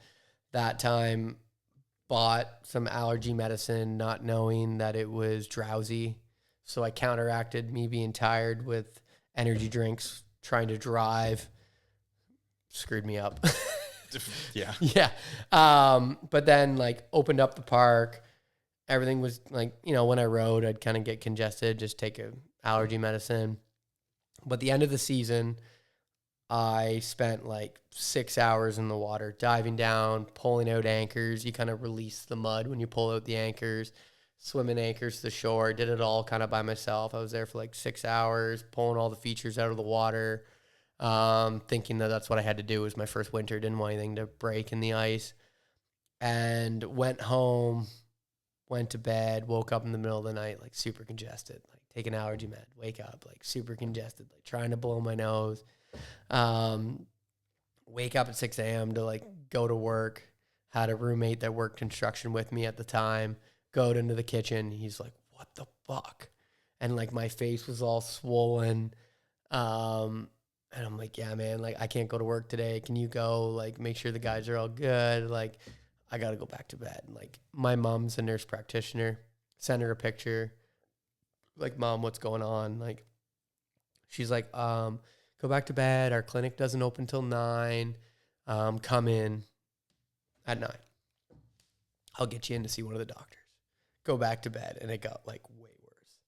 I drove. It was probably, 5-minute drive from my house. I could hardly see. My eyes were swollen shut. Could hardly breathe. Get in there. Like all the staff, like they know my mom. They know who I am. Didn't know who I was. Get me into a room. Mom was off that day. Doctor like hits me with a shot of adrenaline, trying to kind of like slow it down. They call the ambulance. They call my mom. I could hear my mom scream on the phone, like, what's going on? They get me into the ambulance. It was a girl I went to high school with, was one of the paramedics. She's like, "Okay, sir, like, what's your name?" And I laughed. She's like, "No, sir, like, what's your name?" I'm like, "Andy Oak." She's like, "Fuck." So like she grabs a shot of adrenaline, puts it in me. We're full lights and sirens to the hospital, which is like a half an hour away. They give me another shot of adrenaline on the way. Get into the hospital. They're like rushing me through the hospital, throw me in a hospital bed, another shot of adrenaline. They're trying to put an IV in me. It was like 18 attempts. My veins were shutting down. It was fucked. My mom showed up. I'm freaking out. I'm like, "Mom, can you just put the IV in me? This girl doesn't know what." She's like, "Andy, calm down. Your veins are shutting down. You're struggling here." Like, I know. Yeah. So they finally got an IV into me. Mom's like, she knew I was good now that I had an IV in. She's like sending pictures to my brothers. Like, they didn't know who I was. Like, it was ridiculous. I'll have to send you the photo. Yeah, if you have a picture, send me that. It was real bad. Like, my face was huge. It took like a week and a half for my face to go like back to normal size. Wow. And it was, doctors had no clue what it is. So there's been like, that was like the scariest time. And like, I don't Great Lake surf anymore. I'll go out if it's big and it's worth it. Because when you're surfing in the Great Lakes, it's wind generated. There's water crap coming out of the rivers. It's just gross. Well, especially in discussing old Huron. Lake Michigan's pretty nice. Yeah. Continue. So yeah, like I don't lake surf anymore. I can surf in the ocean and I'm fine. Really? Because it's only when I get it like up my nose. Okay. So like bad bales wakeboarding. So like that's kind of one of the reasons why I don't ride that much. Because it's like when I used to do it, it'd be like, all right, what do I got going on tomorrow? Because I know I'm going to be struggling tomorrow at work, like sniff is like just all clogged up and just it's like, okay, what do I got going on tomorrow? All right, let's learn a new trick today. I don't got like it's okay if I'm stuffed up tomorrow. It's a chill day. Yeah, yeah. So like I have medication now that I take. It's prescription. I'll take it before I ride, and if it's really bad, then I'll take one later on. And I'm usually pretty good. If I'm doing like our aqua park where you have to dive down constantly, you're in the water for like 6-8 hours, diving down, connecting the features, kind of positioning everything. And I'm stubborn that I don't like get other people to do it because then you have to pay them for it. So it's Stubborn like, is a theme here. yeah. It's like I want to do as much as I possibly can myself. Like usually with the aqua park, it's like Liam and I doing it, but and then like the staff on shore, like passing stuff out, blowing everything up or whatever. But it's a lot of diving down, and at the end of the season, it's usually cold, so it's like diving down, unhooking it, pushing it to shore. The staff drag it up and clean it off and deflate it. But yeah, so it's neat. Like if I don't have medication, it's bad. I haven't had like any big scares since, but like the prescription stuff, but I keep kind of like changing different prescriptions because you can get like immune to it, that it like build up a resistance or a tolerance to it or something. Yeah. Not a doctor. So I have no idea. But that's what they tell me. But yeah, I mean, I believe them. Yeah. So that's wild. I didn't know that it got to the point. Yeah. And like a doctor that works with my mom, he used to be a big windsurfer, kiteboarder, and he has like the same thing, like doesn't know what it is, just gets super congested, and he's completely quit. Doesn't do it anymore. Yeah. Where like it's like I don't like I've stopped surfing. I can still go to the ocean. I can go to Hawaii. I can go surf, and I'm fine in the salt water. But it's just like I don't know if it's algae in the water, what it is. Who knows? Yeah, it's super weird. You just need a nose clip. I think tried they sold that. them at OWC today. You could snag one. I tried nose clip. Didn't work. Lost them every time. But like, there's no way that thing's staying on. Where you're not going to breathe out your nose and breathe out your mouth. Like, goes in your mouth. Like I did it a couple times where you do like a down and back, and you come back and you're just like pull it off. Like now I can breathe. Like I don't know if I like hold my breath when I ride, but then normally you'd breathe. Or through if you your normally nose. breathe through your nose. Yeah. But you need the nose clip. I can't do the nose clip. Like I wish I could. Yeah. I'd look like a Jerry out there with the nose clip on. Like, but no. So I don't know. Like I still love to ride. I would much rather just sit and drive the cable. Like I like want to get out there on the water and ride. Like when we go to full cables, I'll do laps. I'll do laps for a while and try not to fall, and then you start trying a trick that you know you're going to fall on or think you might fall on. But I've kind of trained myself that as soon as you fall, you're like in there and you're like blowing everything out, Get like it trying to. And I'm like, maybe it's from Mickey. Maybe it's Mickey's fault that I have the allergy from getting my nose broken. Is my theory. I was going to blame Mickey or Lake Huron, so you can kind of pick one. We'll blame Mickey. You can't blame Lake Huron. That's true. But and that's like something I've always thought about. I'm like, maybe like the water's getting in, but it can't come out, and then it's just like irritating. That could be something. I don't know. Yeah. Like it's Mickey's fault. Yeah. Yeah, it's Mickey's fault. Well, that is the good thing about full size cable. You can kind of ride, and once you get to a certain point, you know what you're doing. You can at least take some fun laps and know you're not going to fall. Well, then your arms start getting sore. You're like, okay, now I gotta fall. Exactly. Like, I don't want to be that guy that just pulls it and like. True. Yeah. I'm You gotta. I'm that guy sometimes. I'm not gonna lie. At OW, I'm that guy. Yeah, but you gotta ride, and then you're tired or whatever, and then you try something new and you fall. Like you fell today, and then I'm like, all right, okay, my arms are tired. I'm gonna try something, and then be able to walk back with you. That's true. Yeah. I guess I was riding alone when I pull off, but yeah, if you're riding with buddies, somebody else falls, try something right next to them, and hopefully you land it. But if you don't land it, then now you got a buddy to walk back with. Exactly. Chat with. That's a good point. Yeah. All right. I mean, I think we kind of wrapped this thing up. Unless you got anything else you want to touch on, I think we covered. We did the damn thing. Yeah, we definitely covered a lot. Yeah, the biggest thing for me is I want to try to promote more cable contests. Like John and I have been chatting about it. We were chatting about it today. Like 2.0 cable contests, I think is the future.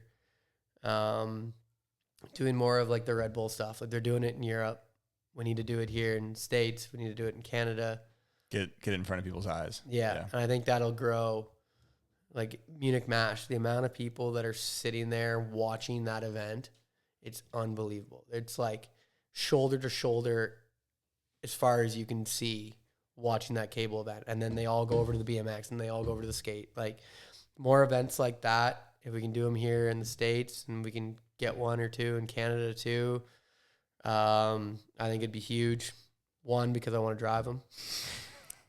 Selfishly, but selfishly, you'd be the one. You're selfishly, the I guy. want to drive them. I really want to drive a Munich Mash. Yeah. I really want to drive like a Wake the City, Wake Duel. I want to drive more events, and I want to help promote more events. Like we do the Toronto Boat Show.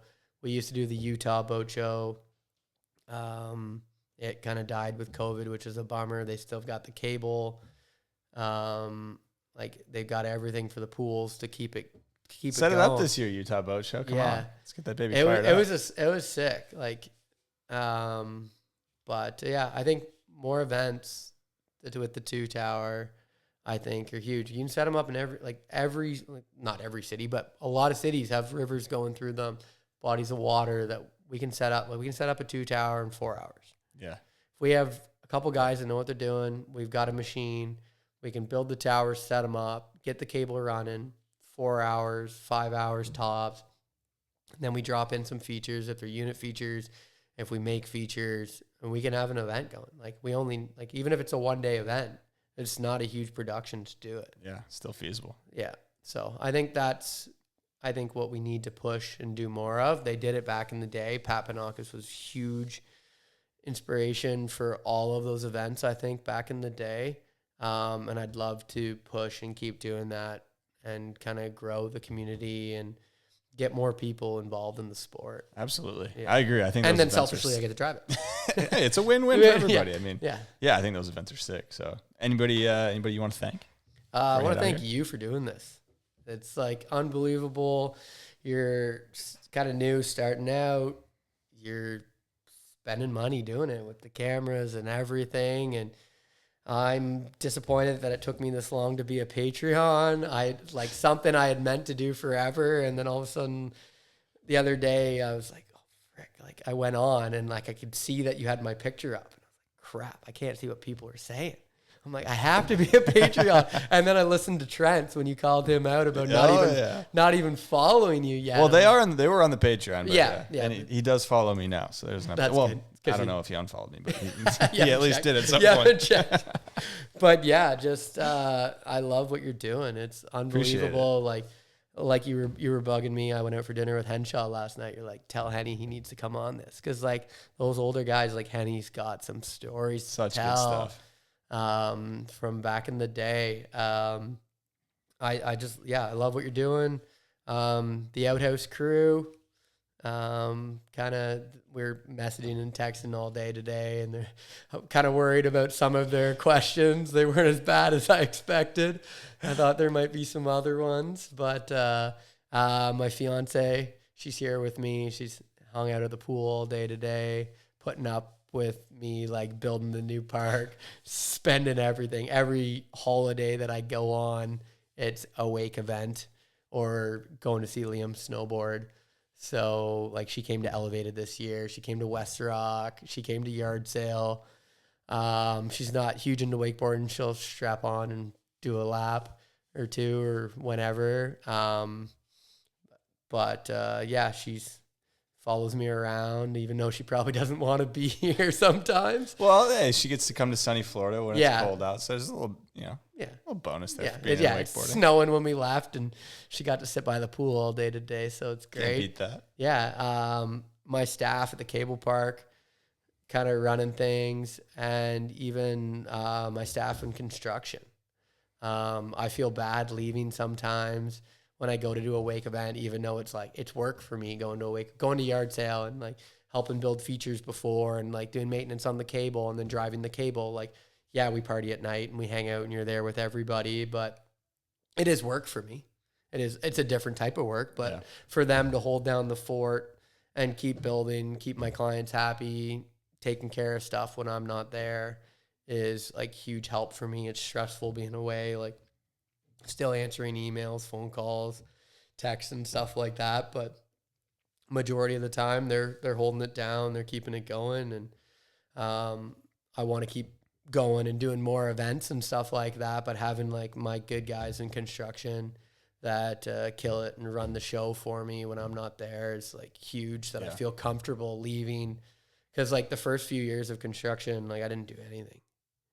Like I didn't leave. I like cable, construction, didn't leave. And then like you get more comfortable with your guys being there running the things for you. And now it's like, okay, like maybe I can kind of step back and I can go to this wake event and help out with this and go to this cable setup. And when Pat needs me to go install a new cable or do maintenance on a cable, or if a cable needs to be taken down, whatever, that I can go do that. And I know the guys are there, like still crushing it, getting stuff done, solving problems for me. So yeah, you got to have the good guys around you, and girls, obviously, to help you get the stuff done. Yeah, for sure. Love it, dude. All right, man. Well, I thank you for coming on. Thanks, everyone, for tuning in. It means a lot. Thanks, everyone on the Patreon who submitted questions. Make sure you join that Patreon, like Andy did and many of the other Outhouse boys did as well. They just wanted to get their questions in there. They're going to be disappointed I only did 4, though. They wanted me to be... You slowed it down a little bit. You were ramping up at the beginning, kind of slowed it down a little bit. There's a lot of talking going on. It's That's hard true. I didn't want to...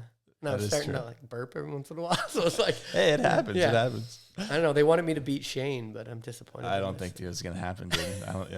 We're going to have Derek come.